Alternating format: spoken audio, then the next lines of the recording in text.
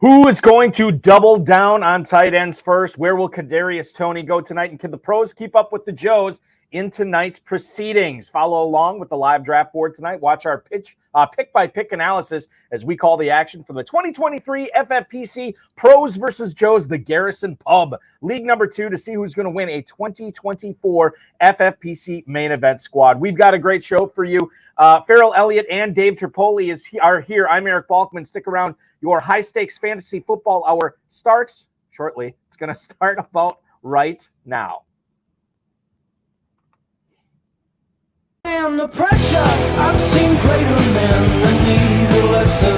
Broadcast live and heard around the world, you are now watching the most entertaining hour of radio on the planet. Welcome to the High Stakes Fantasy Football Hour presented by MyFFPC.com with your hosts Eric Balkman and Farrell Elliott. The High Stakes Fantasy Football Hour is your home for analysis from the best players in the world. And now, because no one else was available, here are Eric Balkman and Farrell Elliott. Solace in the scripture, are we not all our father's sons? I became a man, nobody ever told me what a man was.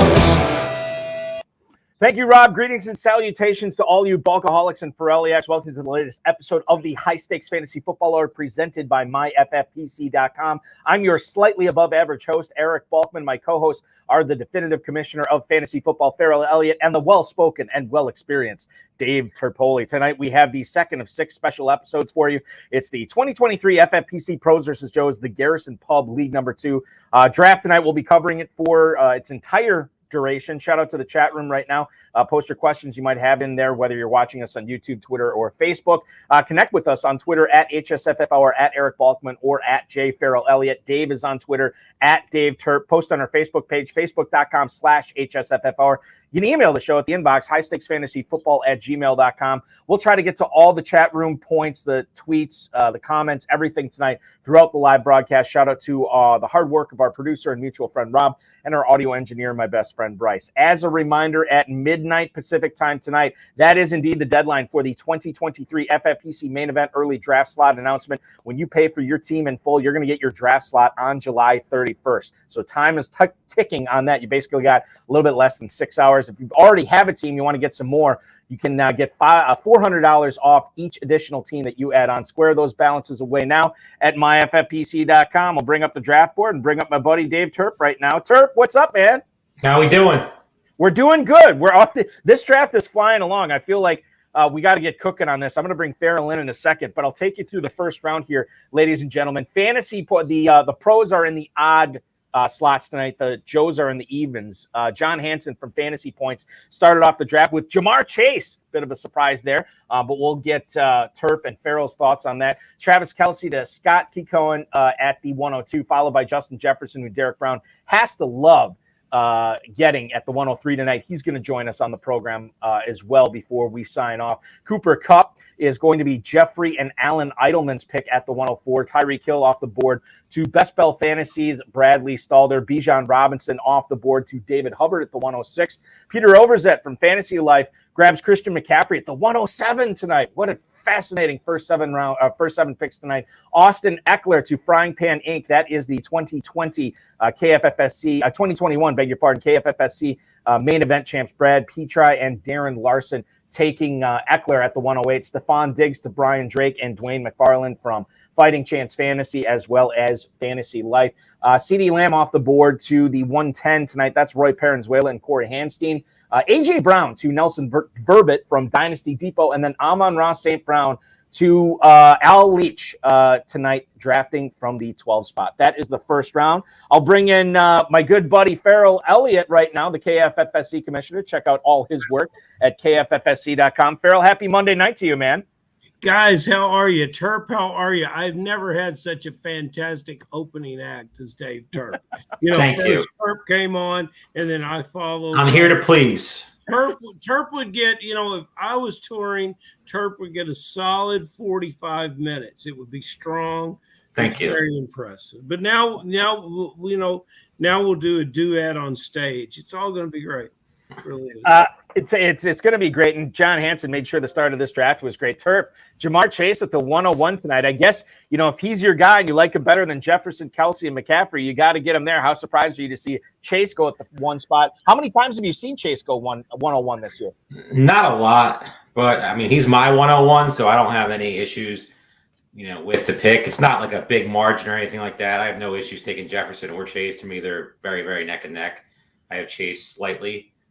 Just in my opinion, a better playoff schedule, but no real issues. The top 3 picks have been pretty set in stone for a little bit now with Kelsey, obviously with the tight end premium going in the top 3. There's no issues there. Farrell, when I look at the top 7 tonight, I am a little bit perplexed to see a guy who normally goes at the 104 in the FFPC Best Ball Tournament, which you can play for at myffpc.com. $200,000 grand prize, $125 entry fee.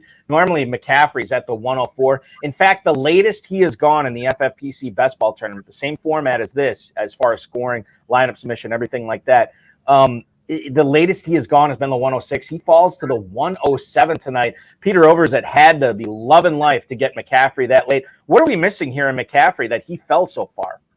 Peter and the gang live a charmed life. No, that's an anomaly that won't happen again. You could equally say Austin Eckler is an anomaly. There's no way that Frying Pan Inc. should have got Eckler at that point, and then they put Devontae Adams with him, which you can put Adams in front of a variety of these other guys that have been drafted in front of him, and so they're off to a fantastic start. What do you guys think about Travis Kelce? No, I asked the question wrong. What do you guys think about the next group of tight ends after Travis Kelce? Because this is something that I wanted to ask Terp about. I don't think you can overdraft Kelce, but I think the fact that Kelce is going so high leaves other drafters to taking the other tight ends in that tier, but are really not. Kelce's in a tier of his own is what I'm trying to say. I think it leads to Andrews, Hawkinson, and Kittle being overdrafted because I think the fantasy drafters think that they're getting Kelce light and they're getting Kelce nothing out of those other guys. Well, not only that, and Terp, I'll let you answer that question, but is there sort of a panic when you see Kelce go in the first couple of picks that if you want your elite tight end and you see Mark Andrews gets gobbled up in the second round here by Overzet, is there a panic out there? Like if you want an elite tight end, you got to grab them because you don't know what these guys are capable of. I mean, to me, it's Mark Andrews. I mean, we're talking about tiers. It's Kelce, then Mark Andrews, and then pretty much the next 4 or 5 guys are the same to me. I just think Andrews, new offense, new offensive coordinator, Lamar being healthy. The receivers have a lot of questions right now. Bateman, not 100% healthy. Zay Flowers being a rookie. Odell coming back off, major injury. So there's definitely some worry there. I just think Andrews going to get peppered with targets. I think there's a path that he outscores Kelce this year. It's entirely possible. And we're through 2 rounds. We only have 2 tight ends off the board. I'll get through the second round here. Jalen Waddle goes to Al Leach. He starts off with a pair of receivers. Nick Chubb is going to go to Nelson Verbit to go with his beloved A.J. Brown and the 11th spot. Fly, Eagles, fly there for Nelson Verbit and Dave Turp. Garrett Wilson off the board at the 203 tonight. That's Roy Parenzuela and Corey Hansty in the FFPC Joes. Tony Pollard to Brian Drake and Dwain McFarland there at the 204. Farrell already told you Devontae Adams went to Frying Pan Inc. That's Petra and Larson at the 205 tonight. Mark Andrews to Overzet. Jonathan Taylor is the running back completion start for David Hubbard in the 106 tonight. Bijan Robinson and Jonathan Taylor there. Derrick Henry to Bradley Stalder right after that. Devontae Smith, another Eagle, goes off the board to Jeffrey and Allen Eidelman here at the 209. Chris Olave to Derek Brown from Fantasy Pros at the 210. Followed by Patrick Mahomes. Scott Key-Cohen gets the Kansas City hookup here at the first and second round. He gets Kelce Mahomes. We're going to talk about his third round pick here in a little bit because that one caught some people off guard. And there's still a big name off the board. There's still a big name looming that hasn't been picked yet, as Breece Hall was the final pick of the second round. He going to John Hansen from Fantasy Points. Jalen Waddle at the 201 tonight, Terp. Now, we don't normally – I'm going to look at the ADP on him. I feel like I don't normally see him go that high. 205. So he's more of like a mid-second round pick tonight. But Waddle's climbing. Do you think he's going to continue to climb as we get deeper and deeper into Pros versus Joe's coverage? I think he will. I mean, this is kind of a receiver-heavy room. No running backs besides the top three that are obviously going in the first round. So it's Waddle or Garrett Wilson, Devontae Adams for some people. I would have took Wilson personally, but I have no issues with Waddle going there. Farrell, our good buddy Rich Billieu is in the YouTube chat right now, and he wants to know Devontae Adams going to Frying Pan Inc. here at the 205. Do you think the positive news on Jimmy Garoppolo makes Devontae Adams actually a little bit more valuable this year? Yeah, especially if you're a fantasy drafter that walks around in a white coat like a doctor and are very much interested in, And look, we keep talking about all ball players. They've got doctors, they've got training staffs, they're trying to get better. Let's hope that Garoppolo can stay healthy. Garoppolo is a dependable delivery system for Adams to catch the ball. He'll get the ball where it needs to be. And Adams is always where he needs to be. It's a great combination. And last night, speaking to the Raiders, I got a nice email from our friend Josh Latz. Josh Latz, absolutely. From Friday. Drafted from the 11th spot last night in Pros versus Shows 1. He did a very eloquent very, very eloquent proposal on why he went with Robert Woods and Hunter Renfrow late in the draft. But, when you get past, and we haven't, last night we didn't talk about the rookie tight end with the Raiders, Meyer, at all.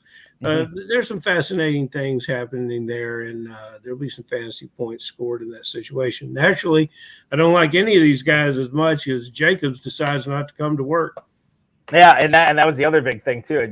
Dave the Dizzle Gerzak already chiming in that, Jacobs left Vegas. Perhaps what he should have been doing is gone on a big bender and living it up in Vegas right now, Nick Cage style, like as in leaving Las Vegas, the way that Nicolas Cage left Las Vegas, at least his character was a little bit different than the way Josh Jacobs left Las Vegas today. Third round, guys, a lot to discuss here. Jerry Jeudy to John Hansen at the 301. Scott Keycohen says, I know I took Patrick Mahomes at the 211. I'm doubling down. I'm getting Jalen Hurts at the 302. Top two quarterbacks off the board go to the same team tonight. Keycohen gets Mahomes and Hurts. Ramondre Stevenson at the 303. T. Higgins to Team 4 tonight. Team 4 is Jeffrey and Allen Edelman, the FFPC Joes. They start off with three straight receivers tonight. Jameer Gibbs at the 305. Saquon Barkley falls all the way to the 306 tonight to join Bijan Robinson, Jonathan Taylor in a mega backfield for David Hubbard's squad. Saquon Barkley's ADP normally 207. He falls to the 306 tonight.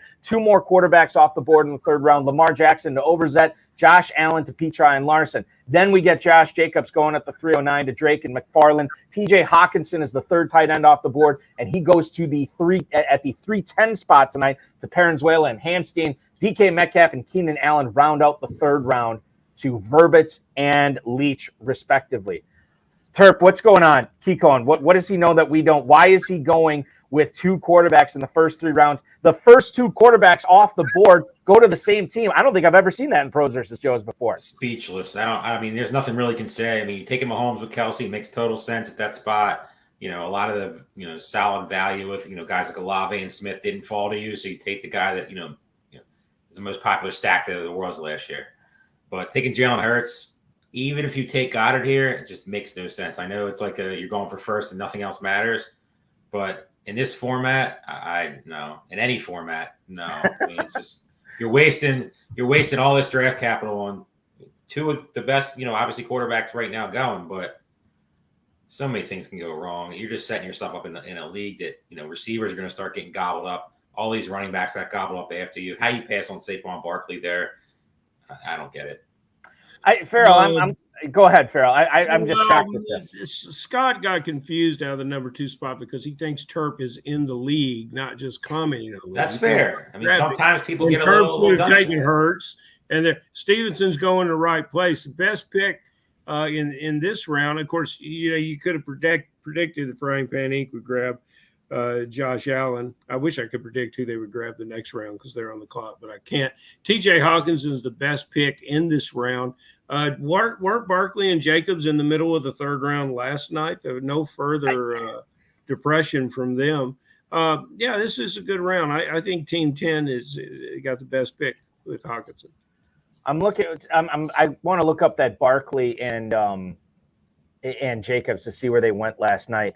And I know I'm checking the boards right now because to me, like, oh my God, and David Hubbard doubling down on or quadrupling down on running backs here. Just a fantastic running back. He start loves there. getting funky in these drafts. Yeah, Yeah, and Hubbard wants this us to talk about him, and I love him. I'd really talk about him if he'd come to Kentucky. You know, I can't find it on the map. Turpin, there's a groundswell of support coming in here that says you should be in Kentucky, although we know that won't happen this year. I keep hearing the chants. The chants are getting louder. I'm not going to lie. They're getting louder. Your support comes online, but people want you in the room, Terp. And 5% chance. You know what I would like to see, team? Last week. I would like to see Team 2 at the 4-5 turn take Dallas Goedert. That's what I really would like to see. That makes the most sense. And then I would be very, very happy with his plan. I'll tip. Yeah, it'd be great. Bulky. Saquon Barkley went in the mid-second round last night. I saw it. 208 is where he went. Josh Jacobs did go in the middle of the third. He went at the 307.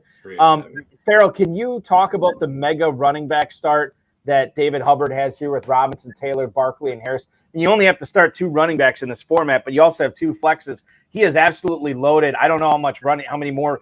I mean, you can almost stop taking running backs at this point and just call them receivers, tight ends, and quarterback, right?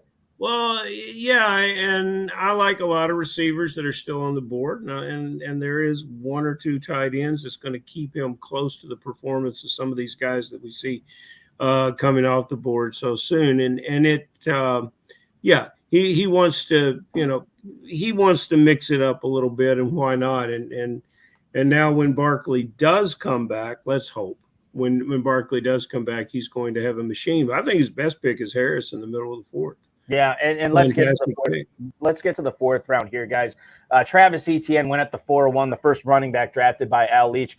Joe Burrow is off the board as the 5th quarterback drafted to Nelson Verbit in the 4-2 slot. Joe Mixon is the first running back drafted by Team 10 tonight. Team 10 is Parenzuela and Corey Hanstein there. Then you're looking at Calvin Ridley joining Stephon Diggs for Drake and McFarland. A true rainbow start for Petri and Larson. George Kittle joining a quarterback, a receiver, and a running back on that team for that start. Peter Overzet does not take a receiver until the 4th round tonight. It's the first time he's finally broken the seal, to borrow a phrase of what a lot of people call drafting receivers in this format is. Najee Harris to David Hubbard, Christian Watson off the board to Bradley Stalder.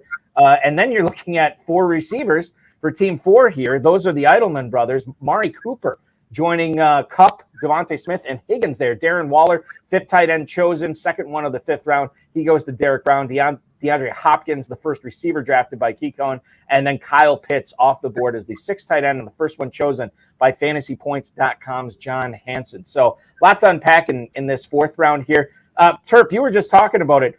Pretty surprising to see Overzet wait as long as he did to take a receiver, unless what he does in social media is just all a ruse so he can surprise the other 11 people in Pros versus Somebody's got to be drafting this for him. I know he's got a live stream up right now, but there's got to be an imposter on the screen. 3 rounds, no receivers. It just can't be him. Overzet's wearing one of those Mission Impossible masks where he's wearing, one of the old RB bros are drafting for him basically in the 7th spot tonight. Really surprised to see that. Farrell, what did you make of no Dallas Goedert here to Scott Keekone, but Hopkins and McLaurin? Now, what do you make of that start, Mahomes and Hurts? I don't know if it makes it any more palatable, but certainly it's a nice diversification there. At least he didn't go with a 3rd quarterback in the first 5 rounds. Encouragement is what is happening in Washington with the moves that they're making there. McLaurin is the leader of that team, and a lot of things are going to go through him.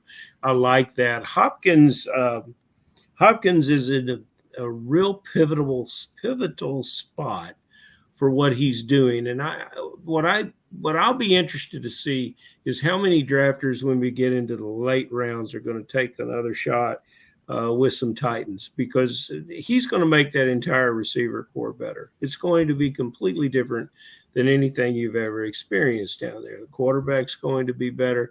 Henry's going to be better. Who got Henry tonight? Oh, Henry is late. And that's a team 5 is sitting there with some excellent running backs. You don't have to pick all running backs to get excellent running backs. Derrick Henry Derrick Henry is going to outscore most of the Team 4's running backs every week in that offense. So yeah, Hopkins is 1,200 yards and 10 touchdowns in that offense. FFPC player Scott Hoyt checking this out on Facebook tonight, and he chimed in and he loves the Team 4 start. That's Jeff and Alan Eidelman drafting from the 4. Now through 5 rounds, they don't have any running backs here, as Farrell just alluded to, Terp. But you can make this work when you have that many targets on this team, and then you get Justin Fields, a running quarterback, at 504. You can kind of fill in the cracks with running backs here as we move later on. What do you think of Team 4 start? Team 4 and Team 5 are my favorites so far. I mean, Team 4, like you just mentioned, 4 great receivers, a quarterback that has QB1 upside if everything goes well. And then Team 5, who I just did a draft with Brad recently, exceptional start, Tyreek Hill, Henry, Gibbs, Christian Watson, Kenneth Walker. You know, you really can't go wrong with either of those drafts so far. I really like what's happening with Team 4 as well. Although I would have gone ahead and got a running back there, I wouldn't have gone Fields. And I had a couple calls from after the show last night. Guys wanted to talk about Fields and the fact that it's going to look much different this year than it did in previous year. And I think they want it to, but I don't know if it's going to look that way or not. So, you know, maybe I have downgraded Fields too much, but I don't want to pay this 5th round price for him. I don't think a lot of these drafters did either. I think I would have rather had Walker, Jones. I sure wouldn't have wanted Madison, but Walker, Jones there would have been my pick. We are just about through the 5th round here. Trevor Lawrence to John Hansen. That's his starting quarterback at the 501. I already told you McLaurin goes to Scott Keycohen at the 502. Justin Herbert and Justin Fields, back-to-back Justin signal callers. Herbert to Brown, and then Fields to the Eidelmans. Kenneth Walker is the 3rd running back chosen by Bradley Stalder from Best Ball Fantasy. Dallas Goedert finally goes off the board at the 506. Tight end 7 tonight to David Hubbard's team. 5 rounds, nary a receiver, and I know he is not worried at all. Drake London joining Deebo Samuel in the wide receiver room for Peter Overzet squad in the 7 hole. Aaron Jones and Austin Eckler will be the backfield for Petri and Larson, at least the top 2 running backs there. Mike Williams off the board tonight at the 509, joining Brian Drake and Dwain McFarland's team. Brandon Ayuk to team 10 tonight, Parenzuela and Hanstein. Alexander Madison to Nelson Verbett's squad. Madison is the 2nd running back chosen there. And then another team loading up on receivers, Al Leach's squad from the 12 hole tonight. He gets Christian Kirk as wide receiver 27 off the board, and we are through 5 rounds here. Terpa, let me throw this to you. Do you have a preference, and maybe format matters, maybe it doesn't? Do you have a preference in the back-to-back Justin quarterbacks here that went between Herbert and Fields? Derek Brown had his choice between the 2. He went with Herbert over Fields. Your thoughts here? It's Herbert over Fields for me too. I mean, I like both of them. I'm not going to discount anything. Fields definitely has a ton of upside, especially with his rushing ability. But I'm sky high on Herbert. I'd take him in every draft if I could. I mean, just if you're waiting and you're not getting one of the top 3 guys, he's the guy that I'm targeting. Yeah. So the other player I wanted to mention here, Aaron Jones, and again, maybe this is more of a question for me, but Farrell, I continue to think that this guy's going too late. We know what Terp thinks of the Packers offense here. He's very high on it. Your thoughts on Aaron Jones falling to the 508 for Petri and Larson here as their 2nd running back? You don't want to let players ever drop to these guys, because they'll just chew you up, and they know value and they know where to get it. They draft all the time, so they know what they're waiting on, and it's they don't have to consult Darren's Mojo book because they have it memorized. I'm not gonna tease who they drafted in the 6th round there, but I don't like their 6th round pick. Balky, we can't get out of the 5th round until Terp and I talk about Dallas Goedert because I think this is one situation that we can agree on that we love Dallas Goedert and think he becomes a steal here as the only tight end drafted in the 5th round. When you look at his numbers, you got to remember it's just 12 games last year. If this player can get a full season in, he could look at the type season that as a healthy player in this offense with the maturation of the quarterback and what's happening with the running game with Sanders moving on, he could have a Hawkinson-like year. And man, that would be great value if he did for that team. 100% agree with you. on all aspects. He's Yeah, well, definitely later on we'll one. talk about Ezekiel Elliott, and the love fest will end. I think Dave Hubbard, somebody's drafting his team tonight. So, what's? I mean, I don't pay as close attention as I should to individual team builds as far as which FFPC player is doing it. You tell me, Terp. I mean, 5 running backs in the first 6 rounds and a tight end. He's really loading up at the position. He's going to have to pound receivers here at some point. Are you surprised by the Akers pick in the 6th round? 100%. He's one of the best in the game. So he could be messing around. He could be just trying to do something different, zigging when everybody's zagging. Do I think it's going to work in this format? No, but I mean, like I said, he's one of the best in the game. Receivers are going to get ugly here soon, so I would think he's going to pound them soon. He loves dumpster diving in the quarterback ranks, so I don't expect to see them anytime soon. But receivers, you would think, got to be the next 4, maybe 5 picks. Well, you know what? They are going to get ugly. They get a little prettier as you get to the double digits, but I agree with Terp. 7, 8, and 9 receivers, picking some of those guys there is it gets a little difficult because there's a lot of good players left on the board that you would want to pick in those numbers. And when you're forced to begin to pick a receiver, that's not a good place to be in. Oh, there's a good one that just went off the board. Yes, for sure. Now I gotta point this out. Scott Hoyt, and let's talk about this strategy, Farrell. He thinks that Hubbard's playing defense here, taking running backs off the table for other teams. And we do look at some of the teams out here. Key Cohen has no running backs. John Hansen only 1 running back so far. Overzet only has 1 running back. Parenzuela and Hanstein only have 1 running back, and then obviously Al Leach in the 12 spot only has 1 running back. If you see something like this happening in the middle of your draft, again, from the 6th spot, does that make you change your draft strategy in the middle of it and maybe go a little bit deeper into your running back bag that you probably didn't plan on doing as early as you are now because of what Hubbard's doing? Well, hell no, because if the least important fantasy football position on your FFPC team is the backup running back, is the number 2 running back. And so we're going to mix in a bunch of guys later on, and we'll find number 2 production that'll get us by. So no, I don't necessarily need, especially Overzet's coming out of the 7 position. Yes. Yeah, well, when you have McCaffrey, and he'll probably do some things to protect McCaffrey's interest in his team, and then he'll go on and build some running backs that'll put together enough weeks where his number 2 running back will score similarly to guys that are picked into 3 rounds, 3 and 4 round, if you get enough of them, and he will, because he knows what he's doing.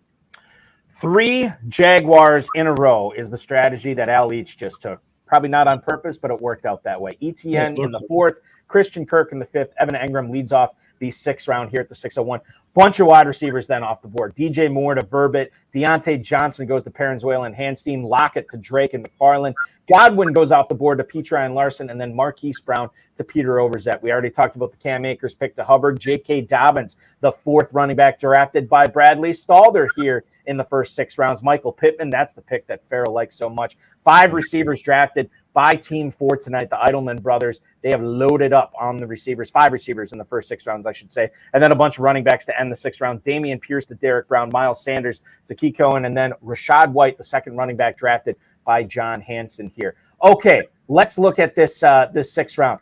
Farrell, you didn't like Petri and Larson's pick of Chris Godwin at the 605. Do you just not like Godwin in general this year as far as his ADP goes, or do you not like him as far as that fit on the team, the way that Petri and Larson are building that squad? I don't like the fit, and I've read some injury reports that I don't like what's going on with his body, and it's not that I don't like Godwin, but look, Brown went, Pittman went. I would have much preferred Pittman there.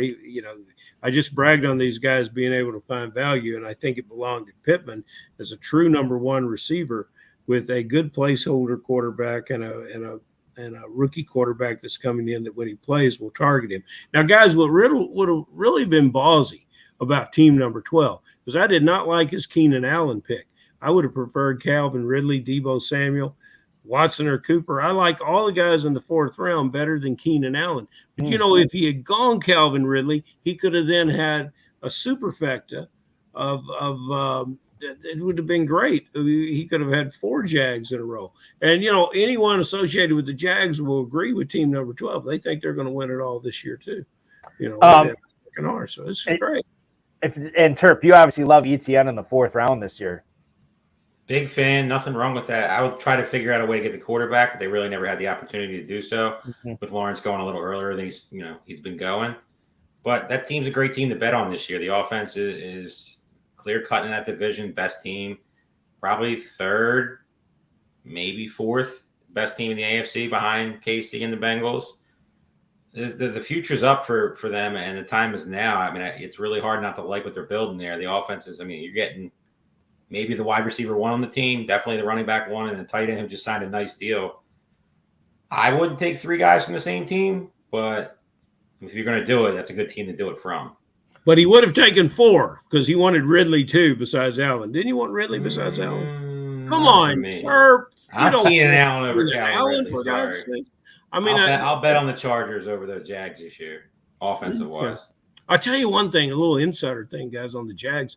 The front office talent that they're assembling and the coaching talent, this team's got the best people around the room with some very good ascending players. I like the Jags this year. I absolutely love Kirk. We have not. Well, I think we touched on it a little bit. I want to get back to Bradley Stalder start here. Henry, Jahmyr Gibbs, Kenneth Walker, now J.K. Dobbins. 4 running backs in the first 6 rounds. He takes Mike Evans in the 7th here.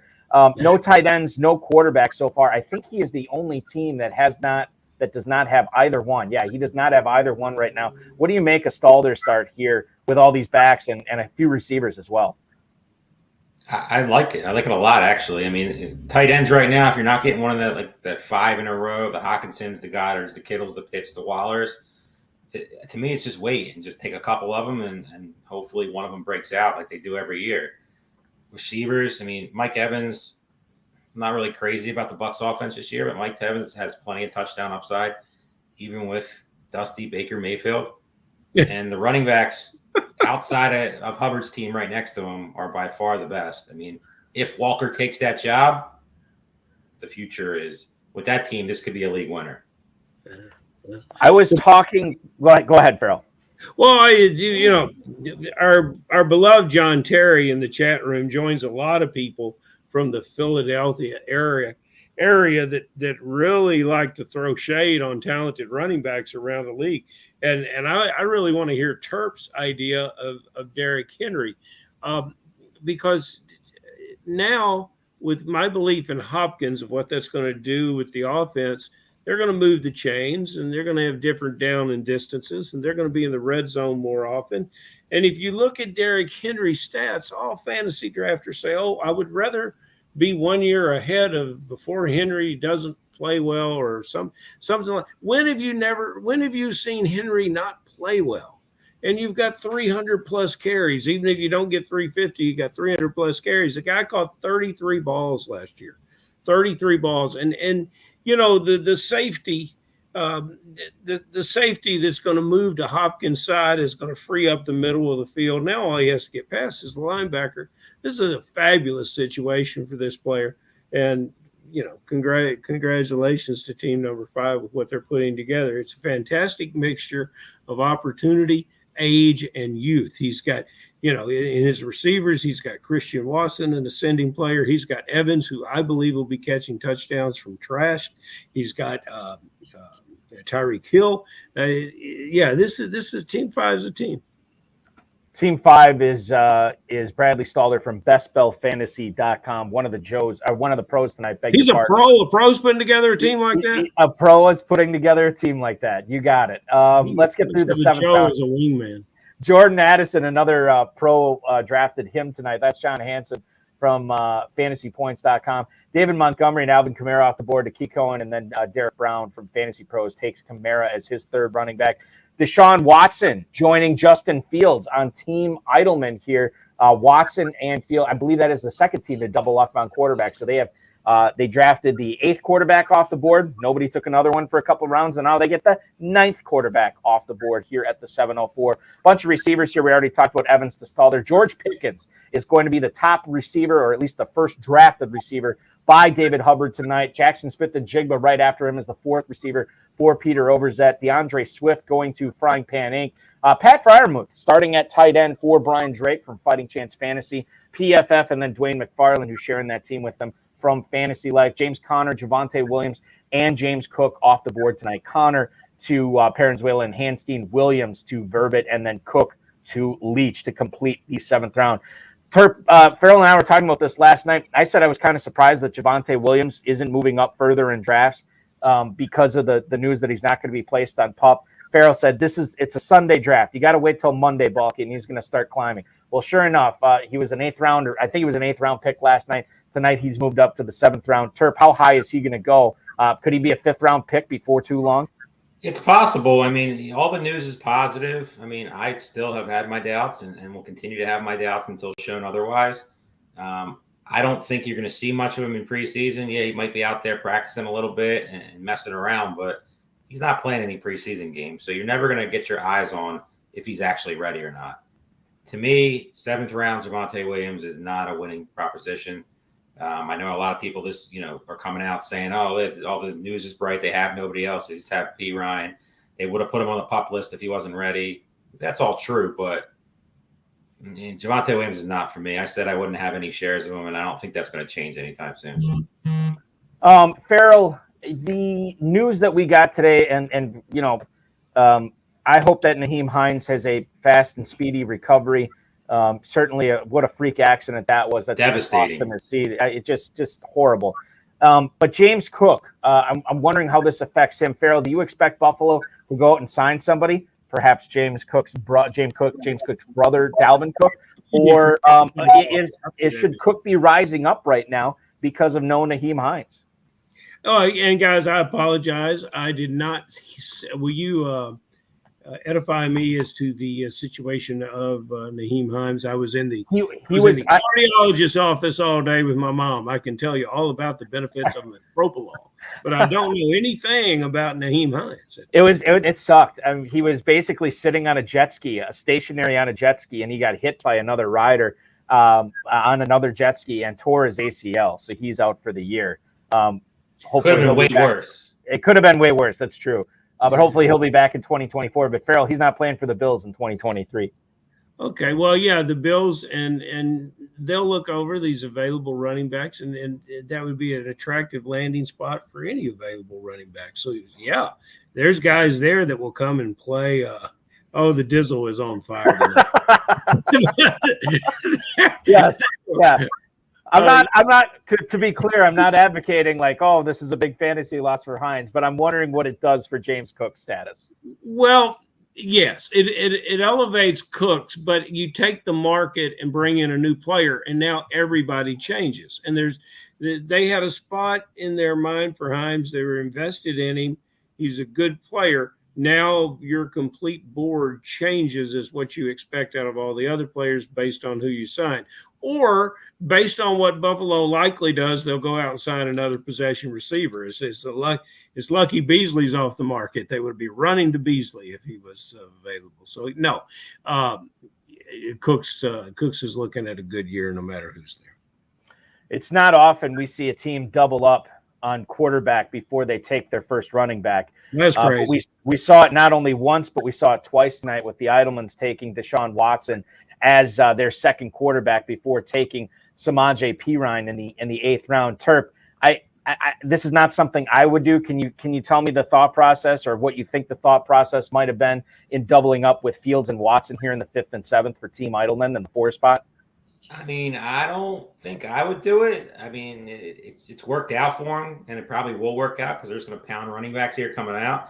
But they also don't have a tight end, so it's just you're behind the 8 ball in 2 positions. If anything falls, you really can't take anything. You can't – if a receiver that is falling right now, who I don't believe has been drafted, falls to you, you can't take him. And it's like you got to try to fill out the room, and you're kind of just – when you're starting 5 receivers, 2 quarterbacks before anything else, you're just so no matter the format. Can it work? Of course it can work, but to me it's a flawed system, and it's a system that it has to be the perfect storm for it to work out for you long term. We are through 8 rounds here, gentlemen. David Njoku, 801 tonight, doubling up on tight end. I think the first team to double up on tight ends tonight was Al Leach. He gets Evan Engram in the 6th, and then he goes ahead and drafts David Njoku, a guy who went to Josh Latz from the 11th spot last night. He goes to the 12 tonight. David Njoku backing up Engram for Leach. Treylon Burks off the board to Nelson Verdett, followed by the second team to double up on tight ends. Tyler Higbee joining TJ Hawkinson to Parenzuela and Hanstein there. Jahan Dotson is going to be the number 5 receiver for Drake and McFarland. Dak Prescott now joining Josh Allen on FPI's team here from the 8th spot. Prescott at the 805.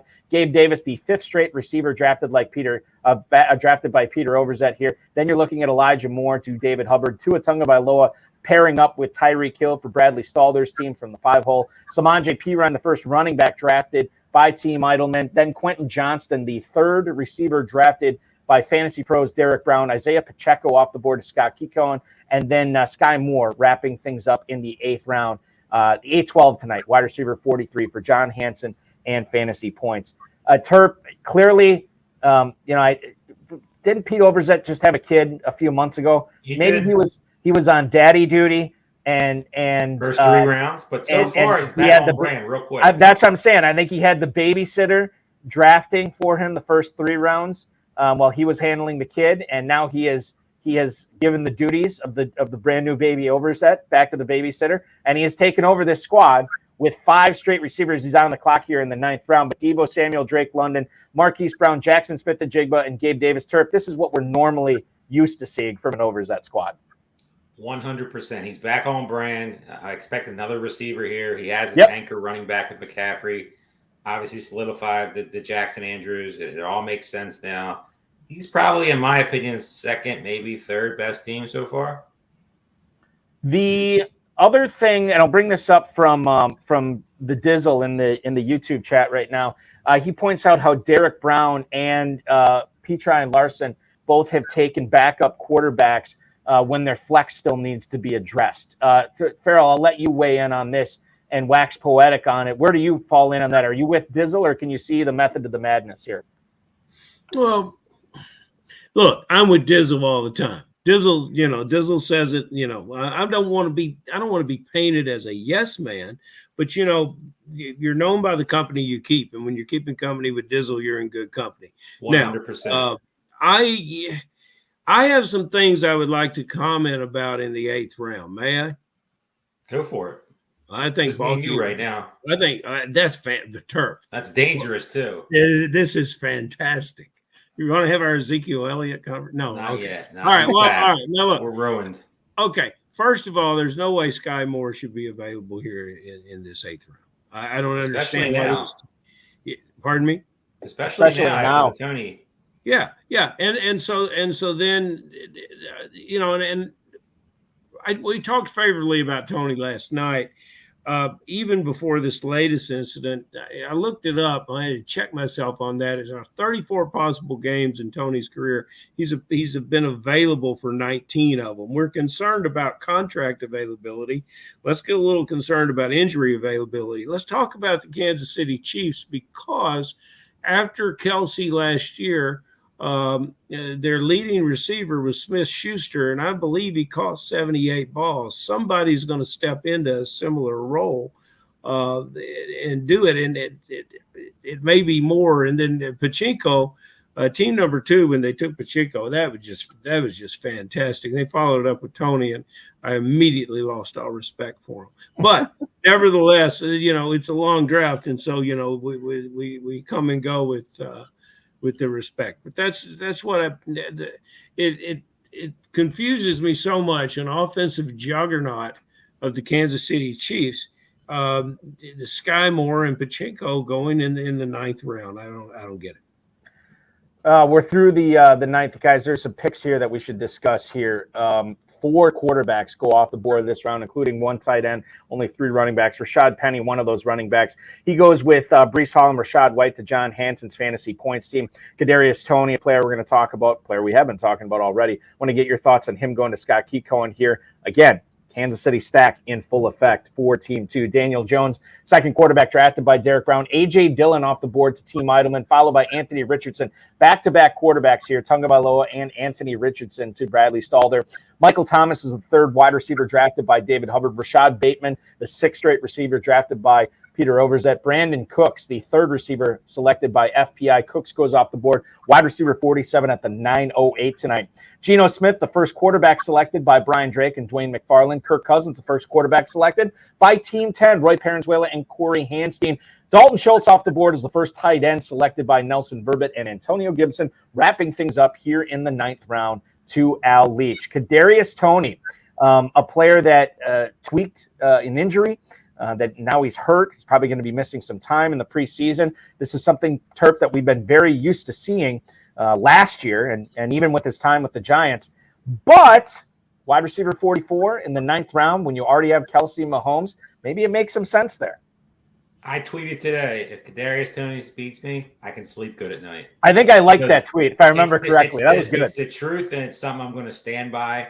If he beats me, he beats me. There's a talent there. Obviously, the talent's there. No one will ever get that Dallas game out of his mind where he was just juking everybody, just a monster on the field. But let's just call it what it is. He can't stay healthy. And the only reason he's getting drafted in the 9th round tonight is because he has Patrick Mahomes. If Kadarius Toney was on some other average team, he's 13th, 14th, 15th round. If not, he's DJ Chark possibly down deep in Carolina. He's Wan'Dale Robinson. Wan'Dale Robinson, another one. But he's with Patrick Mahomes, and they don't really have anybody else, so he's getting pushed up.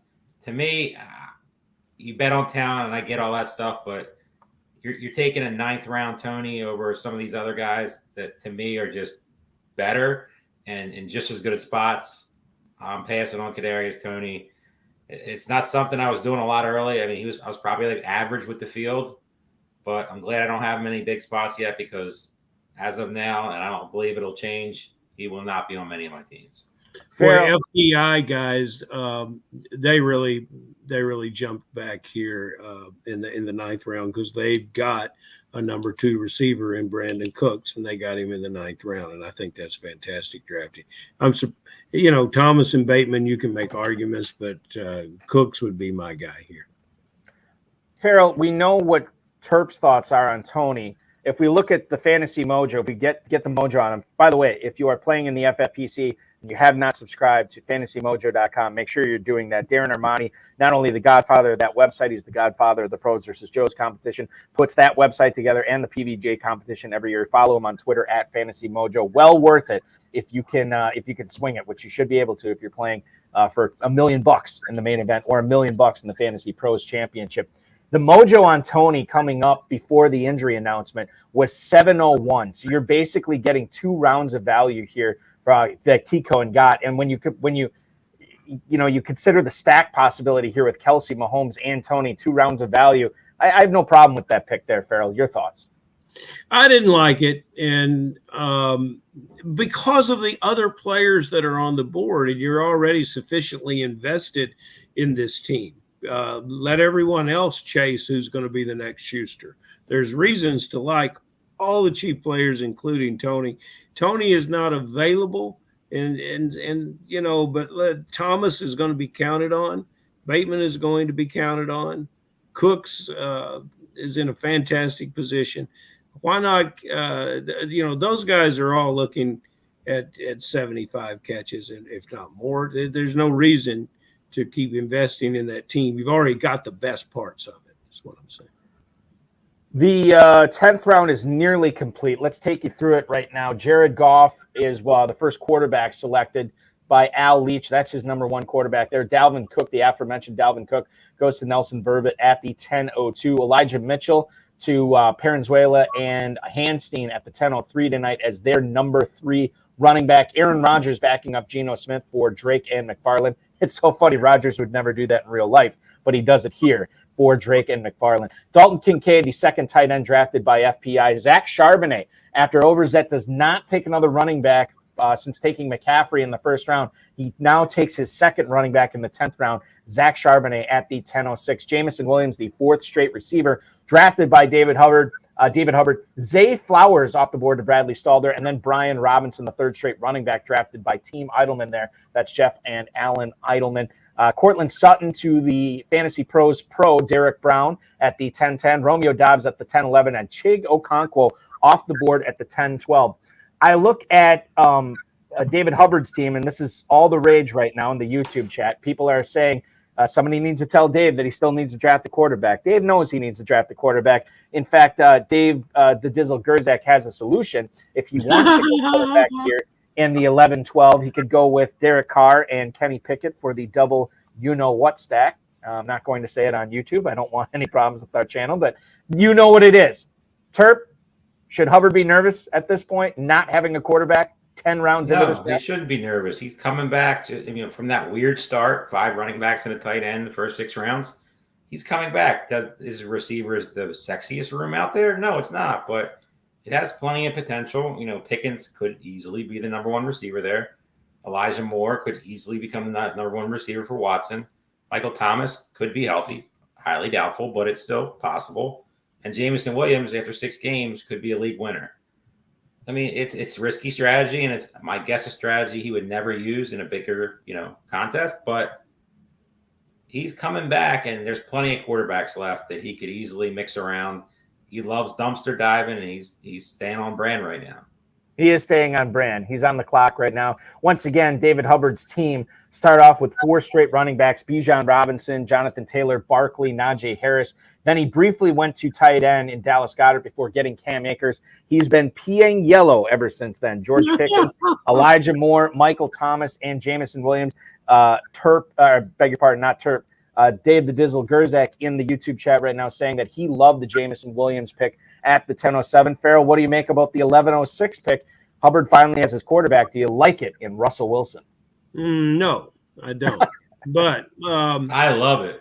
I can't particularly say why, who else I would have picked, because I'm not looking.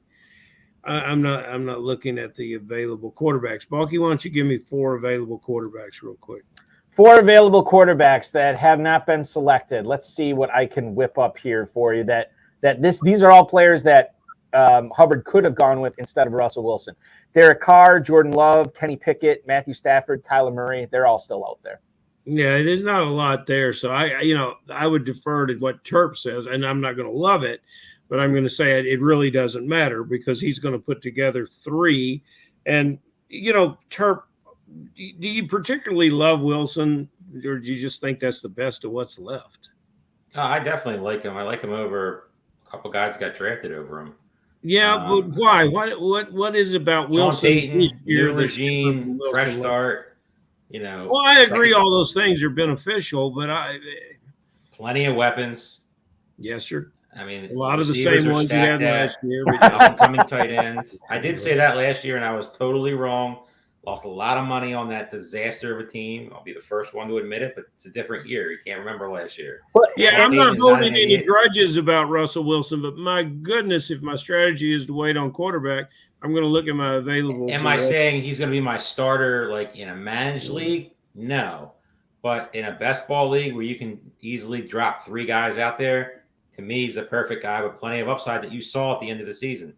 I mean, fair enough. I'll buy into that logic. And guys, I'll just point this out too. Like, I'm not the biggest Russell Wilson in 2023 fan in the world. I'm just not. But I will say this: I don't think it can get much worse for Wilson. I think that there's going to be a regression in the mean this year, and I also think his value is depressed based on what happened last year, with so many people drafted him and were super disappointed, and now they're letting him fall. And I feel like, even though I don't necessarily like Wilson all that much, if I can take advantage of the ADP, all he has to do is just not, suck as much as he did last year, which I don't. It's really difficult for me to see him doing that. It would be really, really hard to see him look as bad. Watching those games last year was so painful. It was, especially early in the season, just dreadful. I remember watching. When we were in Las Vegas, didn't they play the Sunday night game against Seattle on Sunday Night Football? Dreadful. And you were just like, all right, he's not losing this game. He's not losing this game. Right. He's going to find a way. And they were just awful. Every one of them. His coaching and there's going to be less quarterback coaches in the room this year. I appreciated that. Who are the two quarterbacks that were drafted previously that you would have taken Wilson over? Aaron Rodgers. I probably would take him over Kirk Cousins. Oh my goodness, Kirk Cousins. Okay, there's our steak dinner bet for next year. I'm not jumping on that. He's not. I'll take Cousins, and you can have Wilson. We'll find another one. I'm not that. Well, now wait a minute. What was wrong with that? You just stated. Okay, so to Terp's point here, he would have taken Cousins over Wilson, but I don't think he's prepared to die on that hill. I'm not dying on that hill. There's a lot of hills I'll die tomahawk on. Anybody versus Christian Watson, sign me up for whatever you want. I'm in. There's a lot of other guys we can sign up for. I'm on, that I would love to jump on. Maybe there's something. I'll wait for your salvo then. Okay. Maybe there's somebody we can look at in the 11th round here as we are complete here, guys. John Hansen takes Khalil Herbert as his fourth running back. The fourth running back selected by Scott Kikoen is Damian Harris from Buffalo. Nico Collins off the board, number 5 receiver for Derek Brown. Jalen Warren, the fourth consecutive running back drafted by Jeff and Al Eidelman here. Devon Achane, the number 5 running back for Bradley Stalder. We already talked about Russell Wilson to David Hubbard. His real-life teammate Greg Dulcich goes as the next pick off the board to Peter Overzet at the 11:07. Jerick McKinnon joining Eckler, Aaron Jones, and Swift in the backfield for Frying Pan Inc. Jamal Williams from the New Orleans Saints is the third running back selected by Drake and McFarland. Matthew Stafford will be backing up Kirk Cousins for Team 10. That's Roy Parenzuela and Corey Hanstein. Then you're looking at Gerald Everett as the second tight end drafted by Nelson Verbit. Darnell Mooney off the board as the number 5 receiver for Al Leach in the 12 spot tonight. Jalen Warren goes off the board at the 11:04 Terp tonight to Team Eidelman. How do you foresee that backfield being distributed this year as far as touches and volume? We saw Warren chip into it towards the end of last season. Has he carved out his own role there? Should you be nervous if you're drafting a guy like Najee Harris in the 4th round because of the presence of Warren? Field, to be honest, I think he's too good to be kept off the field. I think he's a talented kid. I think they're starting to see what potential he has. Najee Harris in the 4th round is not for me. It's too rich. I mean, he's so, if he doesn't catch the passes that he did when he was a rookie, he's so he's so touchdown dependent, which is they're better offensive line, so that's possible. Adding Darnell Washington definitely helps because he's the best blocking tight end probably that's come out in probably the last 5 years. Just an absolute monster. But I just think Jalen Warren's going to be more of like a 60-40 guy on the 40 side, and that's way with tons of potential that if Najee Harris goes down, Jalen Warren's one of my highest owned guys. I know a lot of people, it's way too cheap for me for a guy like that with that much potential. I mean, he's a Najee Harris injury away from being a potential league winner. 12th round, let's talk about it. The YouTube chat is talking about it, guys. Sam Laporta, the first team to draft 3 tight ends tonight is Al Leach. Evan Engram in the 6th. In the 8th round, he takes David Njoku. In the 12th round, he gets Sam Laporta. Derek Carr to go with Joe Burrow, says Nelson Verbit from the 11 hole. KJ Osborne joining his real-life teammate. Kirk Cousins on Team 10, Parenzuela and Hanstein. Tank Bigsby is the 4th running back drafted by Drake and McFarland. Jacoby Myers off the board as the 4th receiver to FPI. Kendre Miller, another Saints running back, gets selected. Running back 46 overall. Running back 3 for Peter Overzet. Kenny Pickett off the board to David Hubbard. Back-to-back quarterbacks here, Russell Wilson and Kenny Pickett. Bradley Stalder takes Rondale Moore as his number 5 receiver. Irv Smith goes to Team Eidelman here as their number 1 tight end. Roshan Johnson, the 4th running back to Derek Brown. Odell Beckham joining Tony Dobbs, McLaurin, and Hopkins in that wide receiver room for Scott Kikoen. And then Jordan Love, the Summer of Love. It's going on right now, and it's going on with John Hansen and his fantasy point squad as he has Love backing up Lawrence. What was the thing I saw? Rich Billieu, our good buddy Rich Billieu, said in the chat that he loves the 1206 pick of Kendre Miller to Peter Overzet. Terp, do you like that pick as well? Kendre Miller is now the number 3 running back on his team. I don't mind the pick, and him obviously opening camp on the PUP list is definitely a worry coming off a pretty serious injury in college last year. It's definitely something I'm worried about. I drafted a ton of them early. That's definitely slowed down a lot. I feel like that's just going to be a 3-headed ugly monster.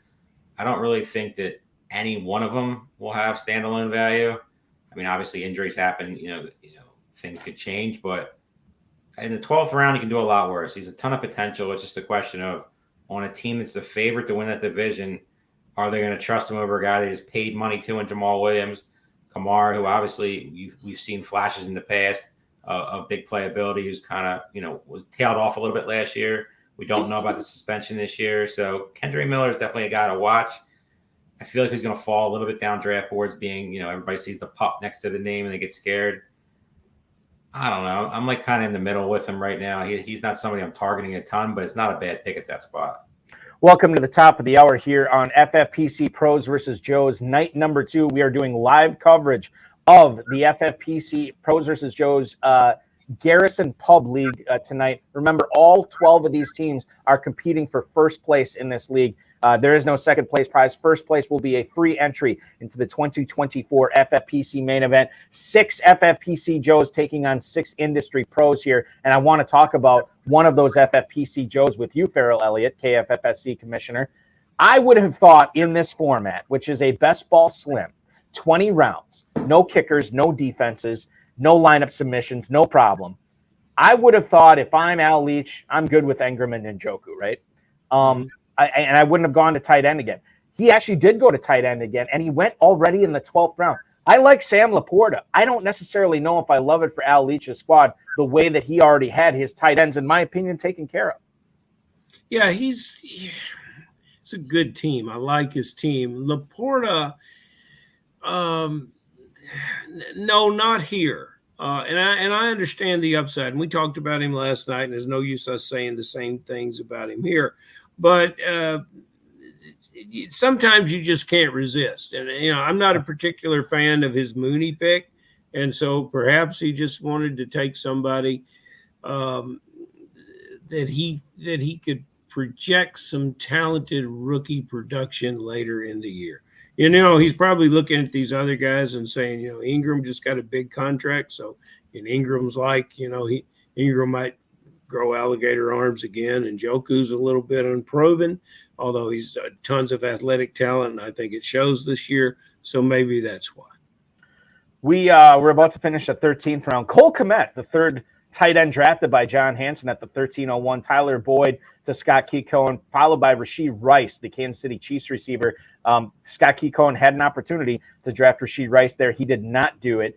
He goes to Derek Brown with the very next pick. Tyjae Spears, the 5th running back drafted in the last 6 rounds for Team Idleman. Zay Jones at the 1305 tonight as the number 6 receiver for Best Ball Fantasies, Bradley Stalder. Mike Gesicki going to David Hubbard as he gets his second tight end there. Tyler Algier to Peter Overzet. Juju Smith-Schuster to Frying Pan Inc. at the 1308. We are now 61 receivers deep in this draft. No, make it 62 because Alan Lazard went off the board right after that. To Brian Drake from Fighting Chance Fantasy and Dwain McFarland from Fantasy Life. Kenneth Gainwell, 1310 pick to Parenzuela and Hanstein, followed by Adam Thielen, the number 1 receiver for Carolina this year. He'll be the number 6 receiver for Nelson Verbit. And then Kyler Murray off the board as the 2nd quarterback drafted by Al Leach. Terp, what do you make of Kyler Murray this year? A lot of talent, was going higher in drafts this year. Now he's coming off the ACL. No DeAndre Hopkins. There's a lot to dislike about the Cardinals offense. Is there a lot to like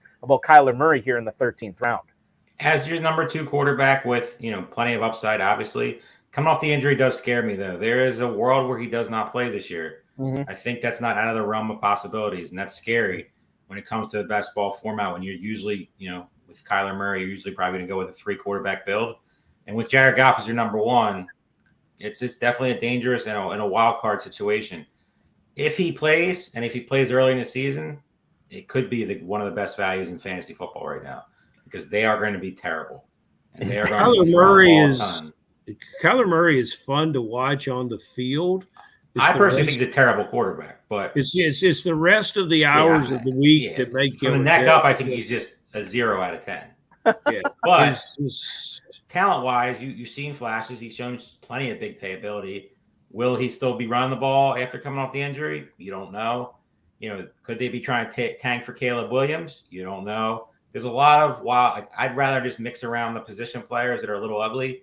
The Trey McBrides, the Rondell Moores, Marquise Brown, James Conner, etc., and not bet on a quarterback who might not even be interested in playing. You just got to make sure that that Call of Duty needs to take away those double points weekends or whatever it is, because then Murray will be engrossed in the playbook. He will be ready to play. He won't have to be worried about Call of Duty and getting those extra power-ups or whatever it is. I don't know. I got to ask my kid about, not that my kid plays Call of Duty, but my kid probably knows more about Call of Duty. Terp, you don't play Call of Duty, do you? No, I haven't played a video game in probably 20 years. Yeah, that's where I'm at kind of too. Like I have friends that still play, but I kind of gave it up. It just, I don't have time for that anymore. Exactly. That's my point. It's not because I disliked it. I still love playing it. I just don't have a chance to anymore. I do have a chance here. I can't wait for the show to end because I'm going to get on a Call of Duty and rock it. It's going to be great. Hey, can I talk a little bit about FBI? I would love for you to talk about FBI. That's Brad Petri, Darren Larson, the 2021 KFFSC main event champions that are drafting from the 8th spot tonight. I thought they went off tilt a little bit in the 6th round, but I love what they put together. Every pick they've made since the 9th round, I think, is fantastic, and especially in this format. And then they got these tremendous veterans, but look at the rookies that they put together. And Balky, you can go through the players, but I love the receiver that they took in the 14th round. Yeah, that was Mingo from Carolina, who went essentially 6 picks after Adam Thielen went. FPI has Josh Allen and Dak Prescott at their quarterback position.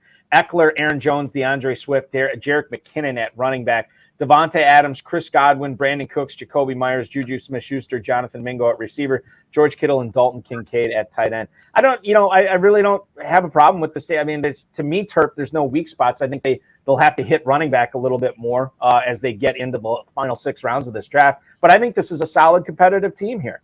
Yeah, the receiver room doesn't excite me that much, but everything else is very competitive, has a chance to take the top slot here. I mean, Adams, Godwin, Cooks. I know our buddy over here loves Cooks. I'm not really the biggest Cooks guy this year. Jacoby Myers, he's solid, not sexy.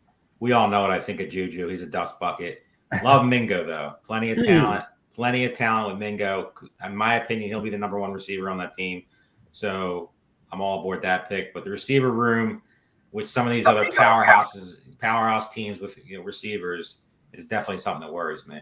What is that phrase on Juju Smith-Schuster? Dust bucket. Dust bucket. Hey, Balky, would you read Terp the stats that Juju enjoyed last year? Just all right. I can do that. Juju Smith-Schuster didn't win anybody any leagues last year. All right, now but he's here in the 13th round, and what we want out of a 13th round wide receiver at this point is he scores about 4 times, and I think he'll probably do it. All right, so there's a caveat here. Now, bear in mind that while Juju Smith-Schuster caught 78 balls for 933 yards and 3 touchdowns last year, he was catching those passes from Patrick Mahomes, and he is moving on to Matt Jones, we think, this year. Perhaps Zappy at some point. We don't know. And I think that falls into the whole 13th round value. So I think you guys both have a case here. Smith-Schuster. Well, I've got a better case. But I'll ask Terp a question. In the 13th round, who's your favorite receiver? 13th round. I would have. So that would have been Tyler Boyd, Rashee Rice, Zay Jones, Juju Smith-Schuster, Alan Lazard, and Adam Thielen. Out of those 6, Terp, what's your favorite? And you can't say Smith-Schuster. Wow, that's an ugly round. Let me just get that out of the way right away. Juju, Lazard, and Adam Thielen are not guys I would draft on any single team unless I get auto picked. So we'll eliminate those 3. I would take Rice, especially with the Tony news. You have the upside potential with Patrick Mahomes. Tyler Boyd's serviceable. He's another guy that if something happens there.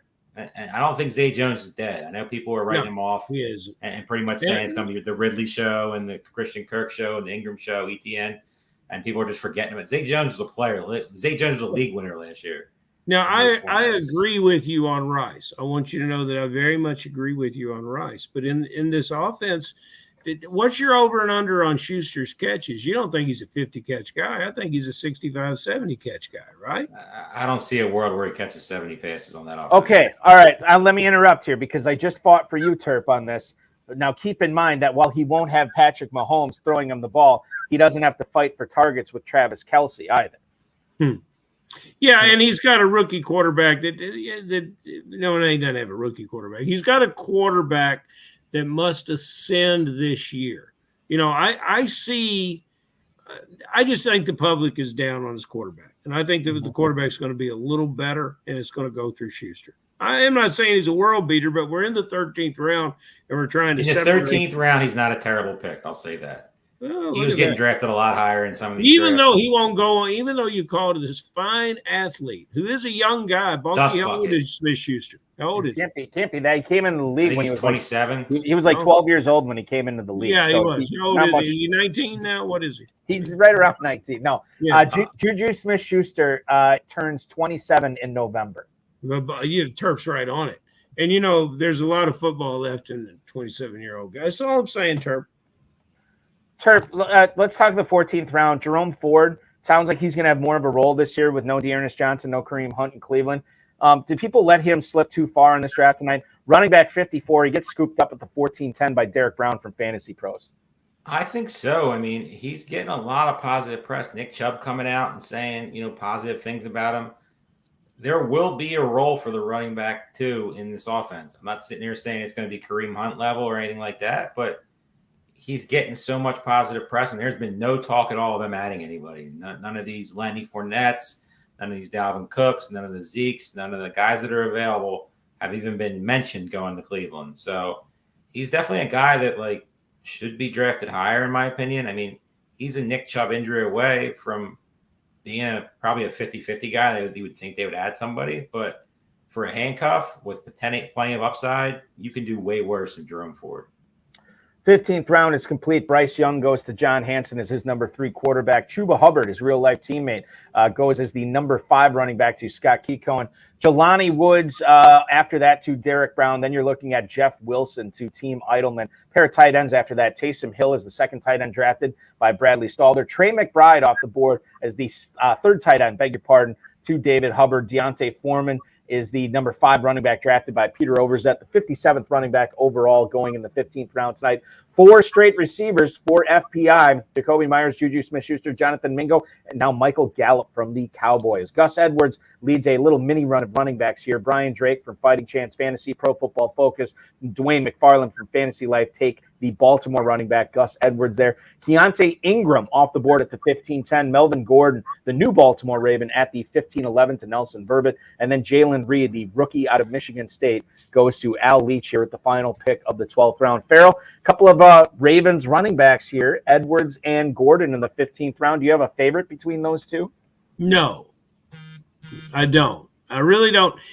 Would you stay away from both of them here? Yeah, I think at this point in the draft, with all the talent that's on the team, I think I'm through with Ravens. I'll let somebody else take this shot. The thing is with the Ravens is you're going to get pockets of fantasy value with some of these guys. It's just a question of who it is. And Gordon, to me, it's a little interesting, Turf, that we see him sneak up to the 15th round of this best ball league tonight.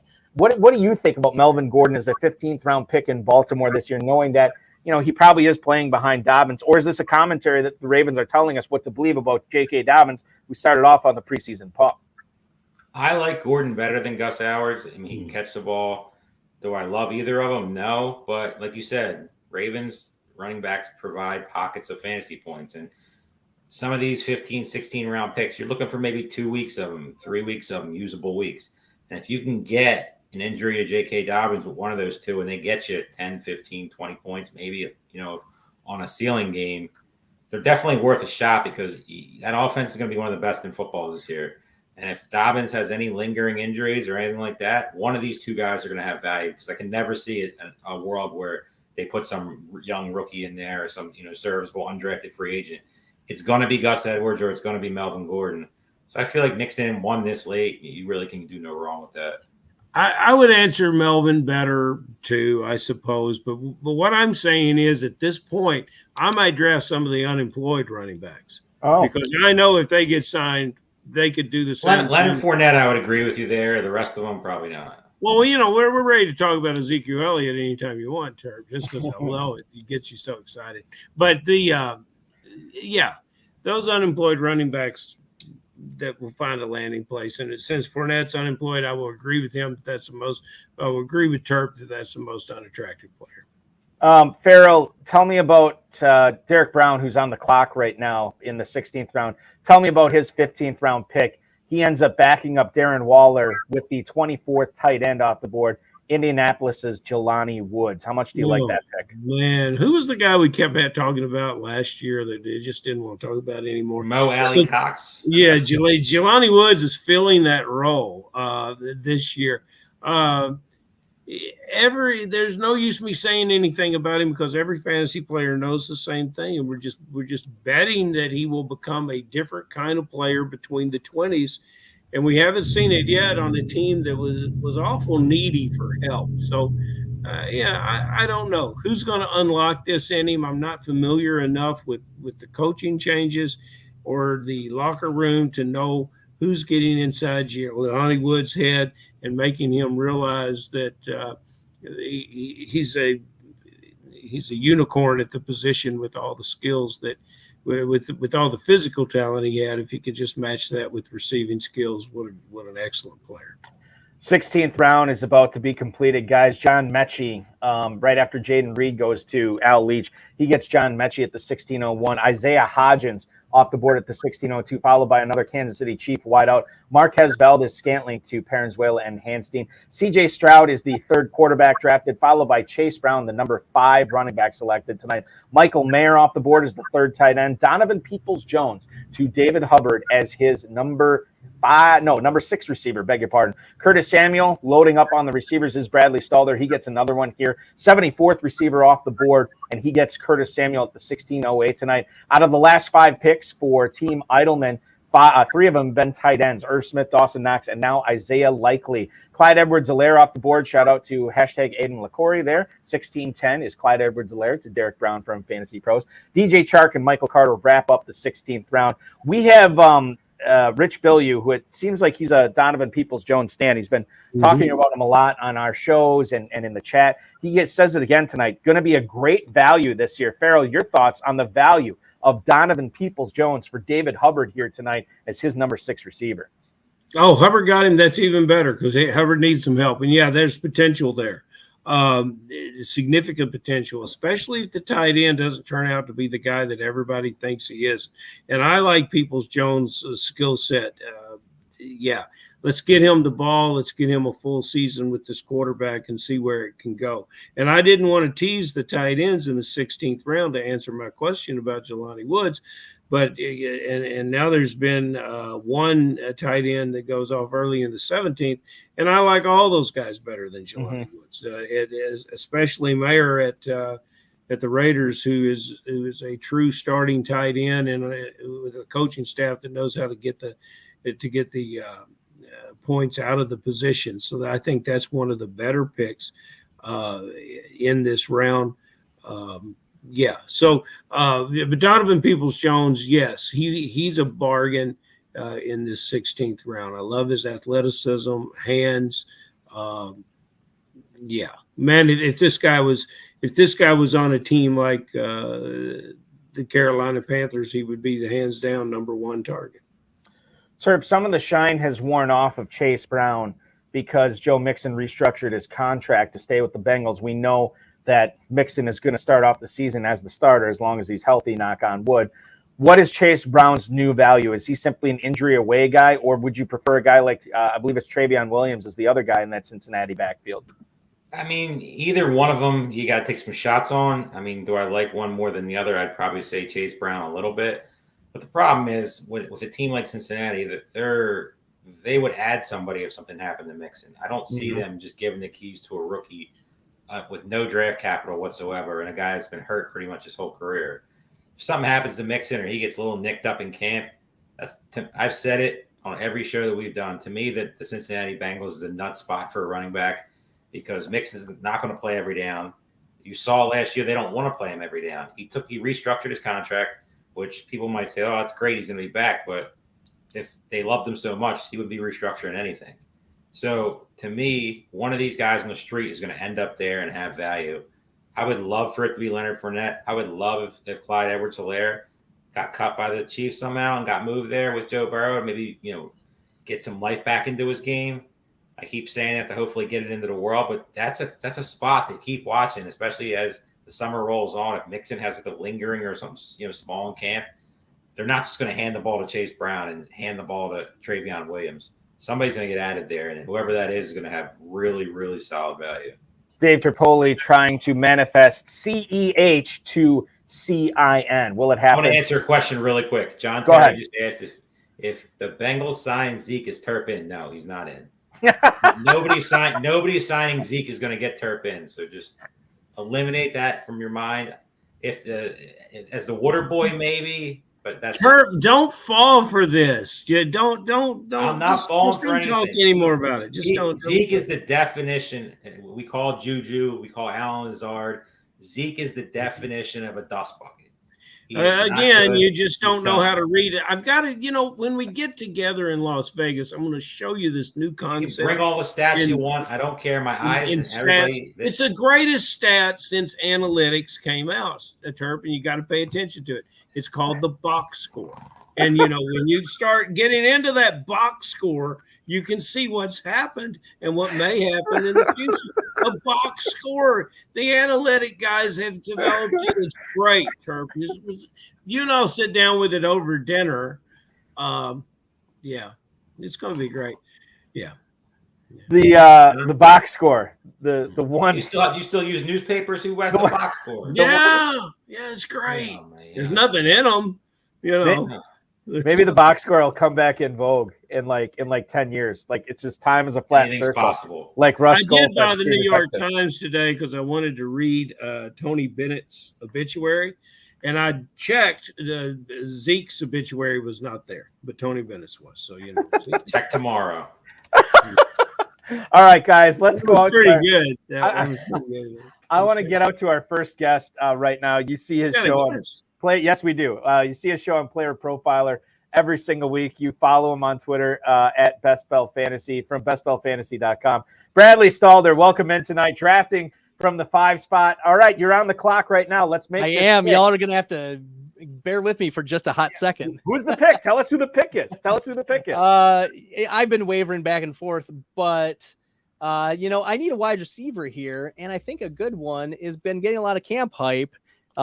He has as good of a chance maybe to win the slot role in a very, very big offense, and that is this guy right here.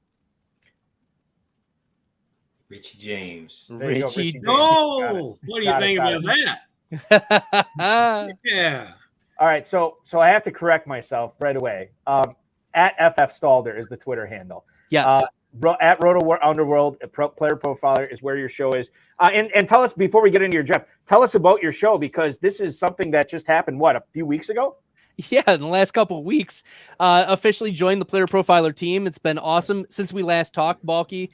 It's been a lot of fun being on the Roto Underworld, diving into the underworld. That sounds like a trepidatious thing, but nevertheless, the show is Stack Hunters, and we are doing exactly that, talking best ball, identifying stacks, correlations. Tomorrow, in fact, from 8 to 9 p.m. Eastern, Justin Herzig is going to join the Stack Hunters, and we're going to talk about some of our favorite stacks, both early round receivers and teammate correlations. So that's what's on the docket tomorrow. That's exciting, and it's awesome to have you on here drafting. So tell us about the team tonight. You knew you were picking 5th. Did you imagine that it was going to be Tyreek Hill the whole time there? Yes, it was going to be lock it in. Unless something wonky happened at the beginning, it was going to be Tyreek Hill. Derrick Henry caught some flack tonight, both on our show and in the YouTube chat. Tell us a little bit why you're still a believer here, and why you would take Derrick Henry at the 208. Yeah, the big dog, he was number 1 last year in rate of top 5 weeks.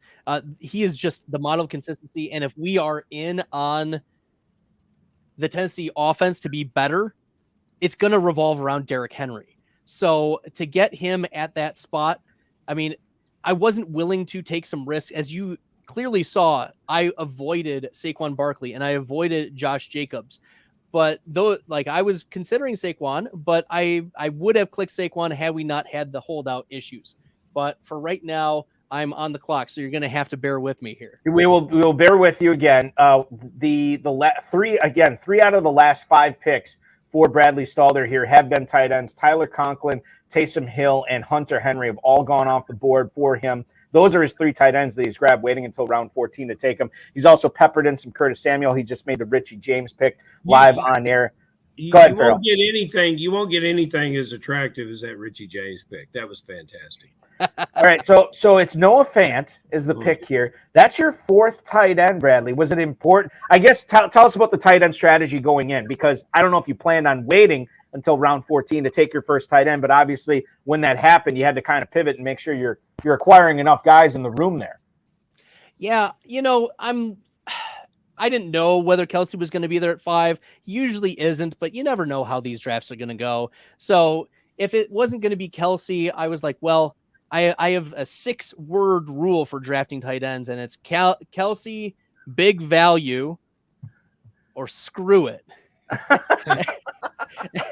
and that's my 6-word rule. It's a great mentality for drafting these tight ends. And you know what? I'm very happy. These are on-brand tight ends. Tyler Conklin. I've Billy Musio, friend of the FFPC, personal friend of mine as well. He's caught me late at night watching Tyler Conklin film. Okay, so Conklin is. We all got our thing. We all got our vices. It's only weird if you make it weird. Is there Taysom Hill? We know his upside exists, and so at tight end 25, like, who else offers that type of upside at tight end 25? No one else. No one. It's just you're swinging for the fences at that point. Hunter Henry has had 2 top 10 seasons under his belt. Gesicki does not play the tight end position. Hunter Henry plays the tight end position, and John 38 targets are gone. So I think at tight end 30, Hunter Henry is a great value. And then Noah Fant, I'm just betting on the profile at that point. I'm betting on first-round pedigree. I'm betting on that this is just a good player in what we think is going to be a pretty decent offense. And so tight end 34, when I punted the position, I think one of those guys is going to hit. And if multiple guys hits, so be it. Bradley, where did Tyler Conklin play college basketball? There's more film for you to watch, sir. You're gonna have a great evening. Can I guess Yeah, that it was absolutely. Minnesota? Yeah, no. That wasn't Minnesota? Michigan, I believe, somewhere. Oh, okay. Wow. He went to Northwood, which was his first college, and then he transferred to Central Michigan. Now, did he really play basketball there? Northwood's a good school. Northwood's a good. Oh yeah, he did. He actually did a full ride basketball scholarship to Northwood, 2.6 rebounds, 1.9 points, and 1.4 assists a game. Then he transferred halfway through his freshman year to Central Michigan, walked onto the football team, and now he's catching passes from a 4-time MVP. Congratulations to you, Tyler Conklin. And Best Bell Fantasy, Bradley Stalder is watching video of you late at night. So I think he's got it all going on. Let me ask you about Richie James, man. Can you talk about Richie James, Balky? Can you talk about Richie James? Yeah, let me pull up the stats about Richie James, because this is a player who not only has the opportunity, but has played well in the past. Like, he's been underrated and undervalued. Let me pull up the stats as we talk, as I spell my name incorrectly in the feed. Okay. Richie James, let me pull it up here. I mean, he played 85% of his snaps in the slot for the Giants last year. No player, only one player had more than 50% of slot snaps for the Kansas City Chiefs, and that was Mecole Hardman.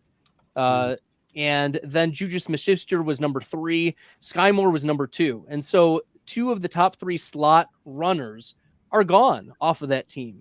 So we want a player who maybe he pushes Sky Moore to the outside.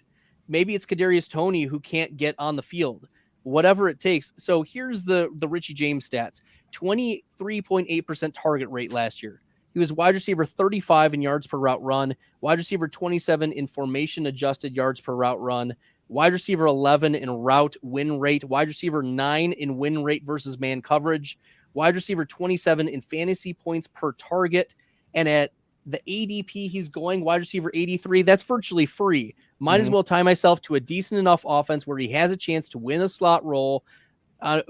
We like the Chiefs, and we like that role. And if he's putting up decent enough metrics, every slot corner in the league will tell you that is one tough SOB.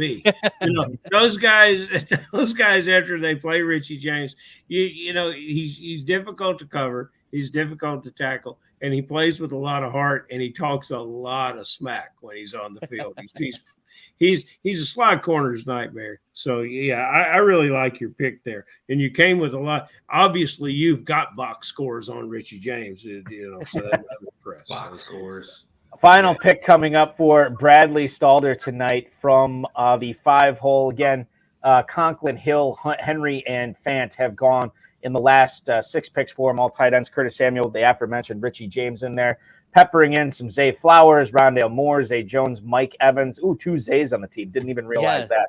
It's bulky. It's better to Zay too much than not Zay what you need to Zay. We've made it 90 minutes before our first dad joke punt of the night. Congratulations. And he did it on the clock. Now that's some talent right there, ladies and gentlemen, for sure. Bradley, who's the pick going to be here with your final pick of the Pros versus Joe's draft? Corey Davis. Oh, from the Jets. Does he stay on the Jets this year? I don't care. Honestly, Corey Davis at this point, he's historically put up 20% target shares wherever he's been. Yeah.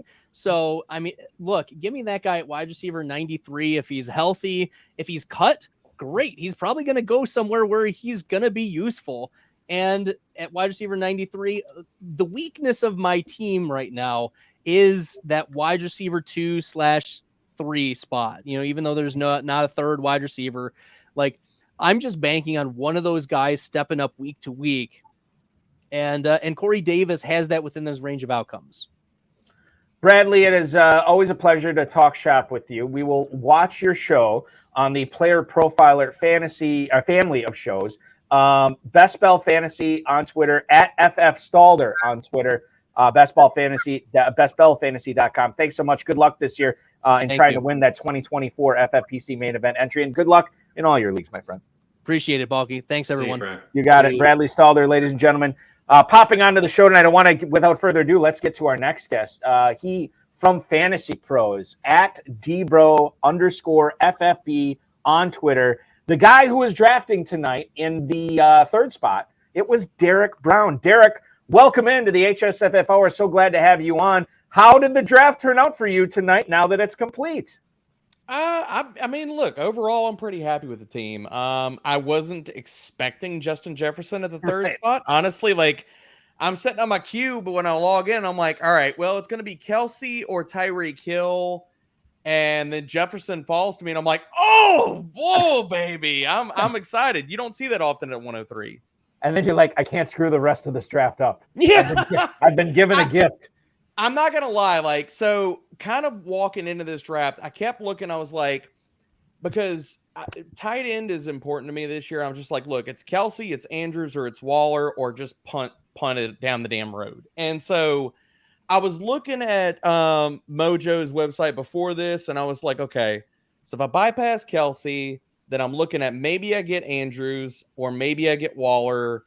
And I went Waller early because I was like, 5th round, I kind of earmarked as Herbert or Fields time. And so I was like, well, Waller's been going in the 5th, so I'm probably going to have to take him, and then I'll just back up a quarterback. But the other thing that I was balancing with this entire draft was, if I get Waller, I want to go Daniel Jones, and I want to late stack Justin Herbert. I was like, I'm earmarking Quentin Johnston and Gerald Everett.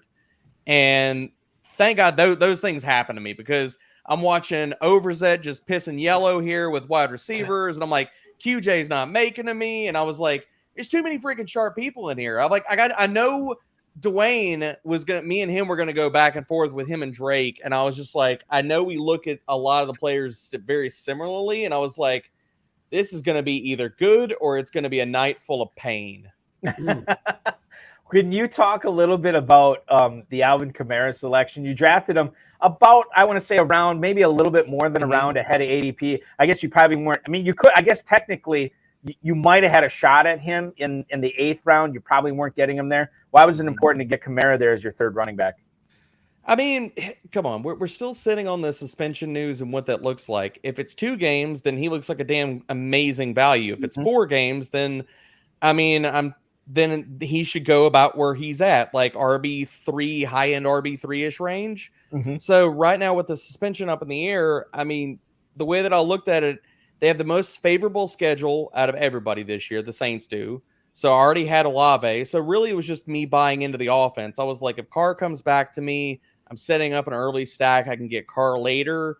But really, after I'm watching what Triple H is freaking doing here, just stacking running backs, I was like, he's the last guy, as soon as he gets back, that the backfield's his. And we got touchdown regression primed to hit, better offense, good schedule, all these different things. So really the name of the game for me with Kamara and a lot of these different players that I went with was buying into offenses that can be better this year than they were last, or as well as, or just offenses that I really believe in, like the Chargers and so on and so forth. And Dameon Pierce falling to me, I was cutting backflips, man. He was one of the last guys in that Akers-Dobbins tier where I was like, please come back to me. Is there, you talk about getting players and offenses you believe in. When you look at the second half of your draft, or maybe basically anything after round 7 or round 8, can you tell us a couple of the players that you drafted there that, okay, I want a piece of this offense, that's why I'm drafting this guy here? Yeah, I mean, so after what round were you talking about, Bob? After like 7 or 8. Or 8. Gotcha. I mean, so I'm incredibly high on the Giants offense this year. Regardless of whatever we think about Saquon's efficiency fell off. Now he's got the contract stuff. Over the last, I think it was 6 or 7 weeks of the season, Giants were almost a top 12 pace offense, top 12 in EPA per play, top 12 in success rates, all these different parts. And so, I'm really buying into the Giants offense a lot. I was really mad that Hansen took Eric Gray because he was one of the guys I was thinking about for the last few rounds. But really, I think the Giants offense is underrated. I think the Denver Broncos are going to bounce back. And then, I was really just taking shots on players that are maybe one injury away or can step into stuff. I honestly, with the Tony news coming out today, I couldn't believe Rashee Rice was still there in the 13th round. Yeah. I can't either. Hey, can you give us a little insight on Nico Collins and what you like about him? So Nico was really at that point, I felt like I was kind of behind the 8 ball on wide receivers. So I've been massive into Jaylen Warren. It was between Nico and Jaylen Warren, and I was also thinking about Damian Harris, but he went 1 pick before me. Nico, I think that he could get a 20 to 22% target share, and really, I've been a CJ Stroud fan since watching him at Ohio State. I think the guy's got special arm talent, really good ball placement. And Nico, he's never had a good quarterback since he's been there in Houston. So I think you're right onto something, because I think it might go north of that, because he had more target share last year than Cooks did. I think 20, he's already there. And now you take him out of that equation to call it. I think that pick may prove to be a big surprise to you. Yeah, I was really once Damian Harris went, I was like, okay, I've got to go with one of the last kind of wide receivers that I believe in. Maybe I can get Rondale Moore on the next round, but he's probably not a league winner, even though it's PPR. He's really just a guy I'm looking for just points at that spot for wide receiver 3 and such. But Nico was that last guy that I felt pretty good about if there's a ceiling to be had in some of these wide receivers, because there's no way. I was not going to go with Odell. I'm not going to go with a lot of these other dusty guys. I had the second screen up as y'all were kind of rolling through the stuff, and I was like, oof, I don't want any part of Juju or Adam Thielen. I was like, I don't want that part of the wide receiver runs. So, yeah, exactly. So I was like, For me, it was, in my mind's eye, can I see this guy getting a 20% target share, and does he have some offering, some ceiling weeks? I can make that conversation for Rashee. I can make that conversation for Nico. I can't make that conversation for a lot of other guys in that range. Derek, let me ask you this. When you were about to be on the clock at the 3:03 and you're wondering what player you're going to take there, and you see Scott Keycohen to the left of you there take Jalen Hurts after he already took Patrick Mahomes, were you looking at Hurts at all there? And then what went through your mind when you saw him take Hurts when he already took Mahomes on the turn? That pick surprised the hell out of me. Honestly, Ramondre Stevenson was the top of my queue. I was like, he's the one guy that's fallen down to this point where if you take Mondre out of New England and you put him on any other team and what he did last year, he would be probably a second-round pick. Considering his talent, considering the volume upside and stuff, and an improved offense. So he was the guy I was really hoping got to me because I've been sidestepping Saquon since the second round. I was like, I don't want any part of Saquon. And so when I saw Hurts go, I was like, first of all, my eyebrows went to the back of my head. I was like, whoa, okay.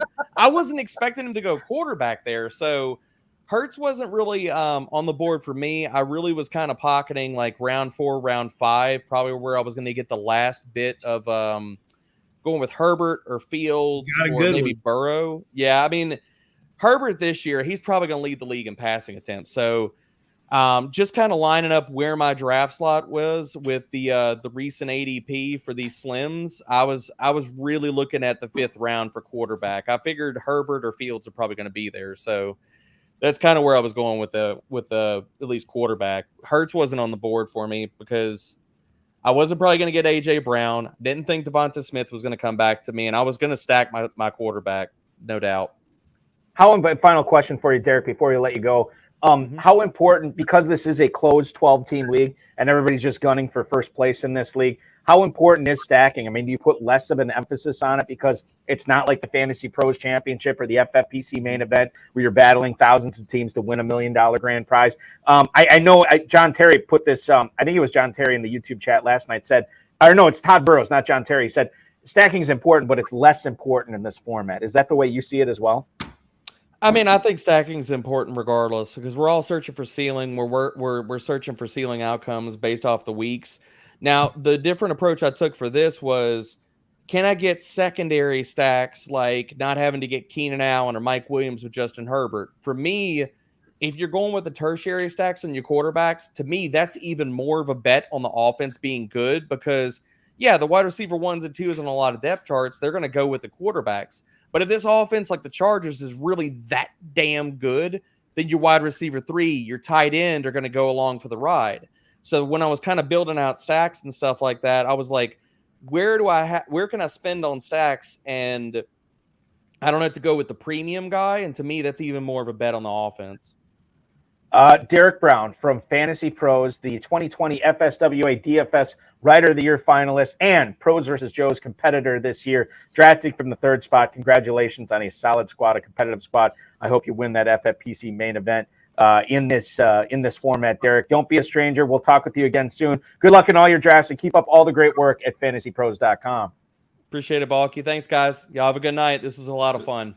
Derek Brown, ladies and gentlemen. Thank you, Derek. Follow Derek on Twitter, by the way, at dbro_FFB. dbro, D-R-B, excuse me, D-B-R-O. I can't spell tonight. DBRO_FFB. I know how to spell this next guest's name. It's real simple. It is past my bedtime. Our next guest tonight, ladies and gentlemen, it's a 2-letter first name. I know I can't screw it up. It's A-L. It's Al Leach. Drafting from the 12th spot tonight. The FFPC Joe, our first Joe joining the broadcast tonight. Al, congratulations on your draft. It's done. It's in the books. How would you rate the team? How did you do? The back hand's going to be really weak. The quarterback's pushed up a lot faster than I expected.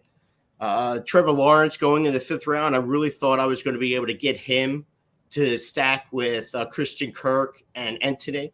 So that really kind of threw me off. And then afterwards, I'm just throwing crap against the wall when it came to quarterbacks with mine. I mean, you can look at mine. Goff, I probably got him around 13.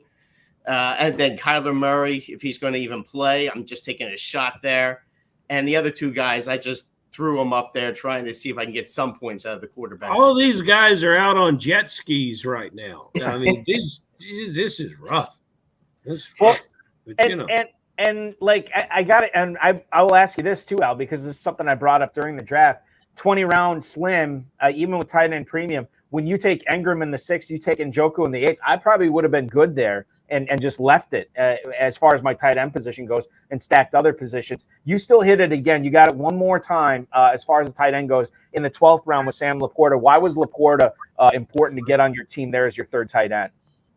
Only because I was looking for an additional stack with Goff. That's it. It was just additional person. I looked at him like, all right, if I'm looking at someone that could get me a few points, even at receiver or a tight end, so I threw him out as like sort of like my 6 wide receiver type thing. Okay. All right. And then I guess that makes sense to get the stack there. Did you plan on hitting wide receiver as hard as you did early, given that you knew you had the 12 spot? Yeah, the 12 spot to me is probably one of the more difficult positions. I like the middle. The middle you could sort of actually judge on what you need to do. You can kind of like take what comes to you. When you're at the ends, the 1s and the 12s, you really kind of have to target kind of who you want to fall to that area. So I knew I was going to probably go with Brown and Waddle. And like I said, I was hoping Lawrence would make it back to the 5-12 since the earliest he'd gone was 5-8, according to Mojo. Mm-hmm. So 5-1 was, like I said, threw me off. But then I wanted to get Tua or Goff to go with Waddle. Tua to go with Waddle or Goff to go with Brown. So I was looking at going one of those ways. Al, was it difficult to take Keenan Allen? Was that part of a difficult decision, or was that a player that you targeted? I targeted him because simply I wanted to keep my team option open for what stack. I'm a big stacker guy. Okay. So I was looking Keenan Allen, Waddle, and Brown, and then hoping I figured I'd get Kirk in the 7-1, 6, the 5-12, 6-1 swing.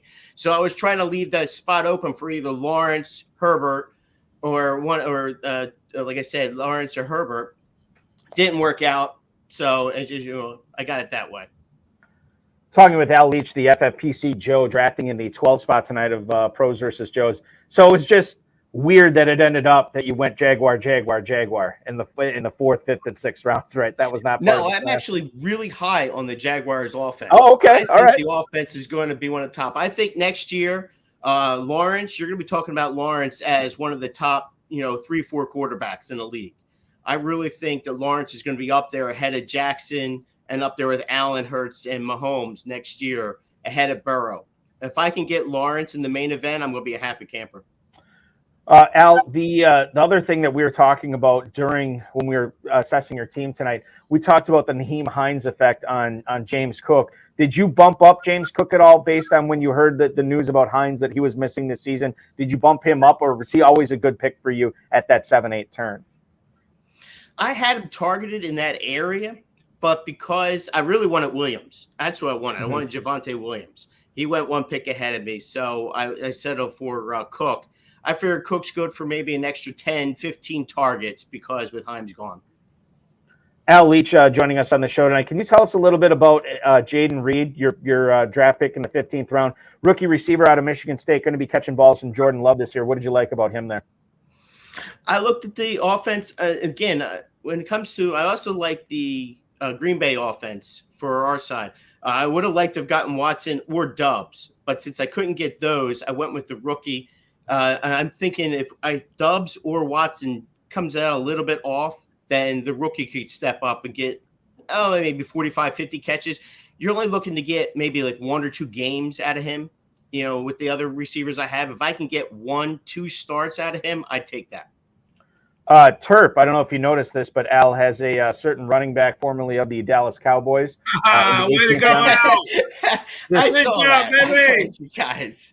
Just throwing it out there. I agree. He's a plotter. He's nothing but a plotter. It just simply I was looking at what was best available. He happened to be best available, and I'm hoping he gets.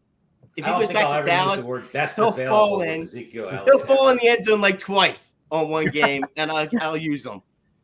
Give me Mike Davis in the 20th round over Ezekiel Elliott. What I would give for the Eagles to sign this player. How wonderful. What I would give for that to happen. You would see real tears on this show. it's so wonderful. Hey, Thank you, Al. Al, before we let you go, Al, final question. The 1920 turns tonight, or the 1920 turn. Sam Howell and Baker Mayfield, which quarterback do you like better this year for this format? I like Howell. I actually think Howell could, come in.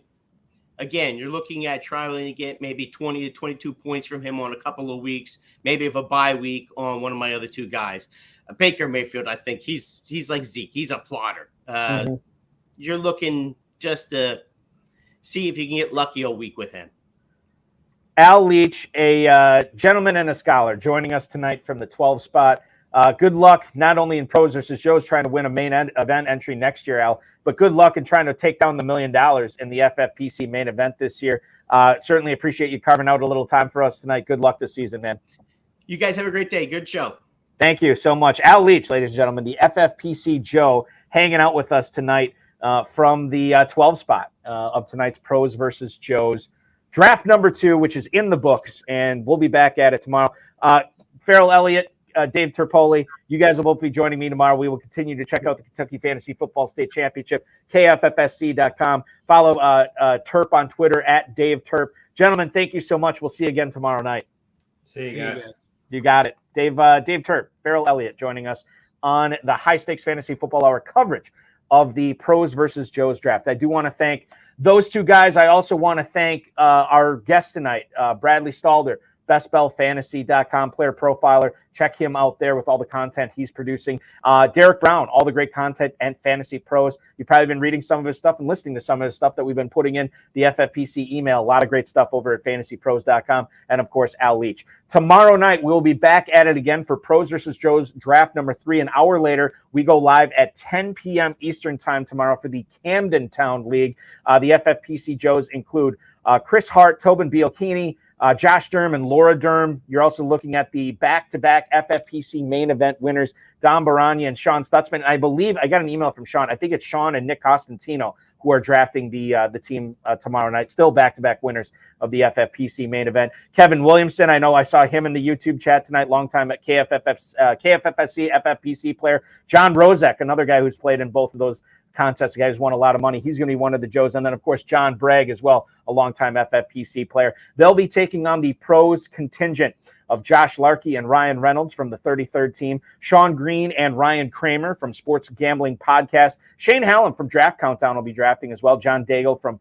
4for4.com, Howard Bender, the RotoBuzz guy himself from Fantasy Alarm, popping aboard tomorrow night at 10 o'clock and wrapping things up from the 12 spot tomorrow. Sean Siegel from Stealing Bananas, and then Ben Gretsch from Stealing Signals and Rotoviz, both of them, rotoviz.com. So great to have them aboard tomorrow night at 10 o'clock.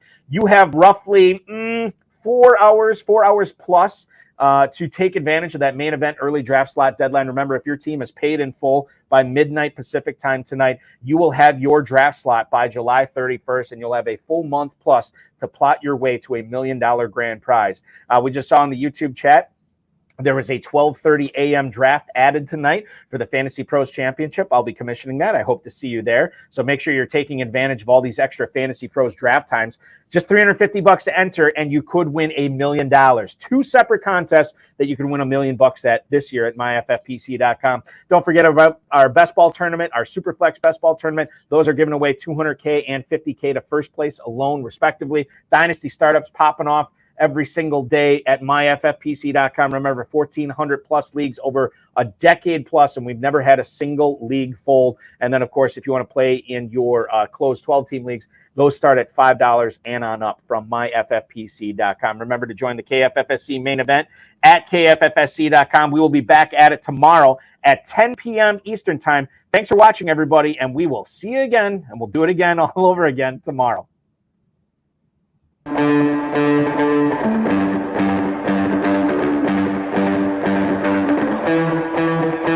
This has been another episode of the High Stakes Fantasy Football Hour presented by myffpc.com. It was broadcast live and was watched around the world. Balky and Farrell will be back next week with more analysis, more interviews, and more advice from guests much smarter than they are. Thanks for watching, and we'll talk with you again next week.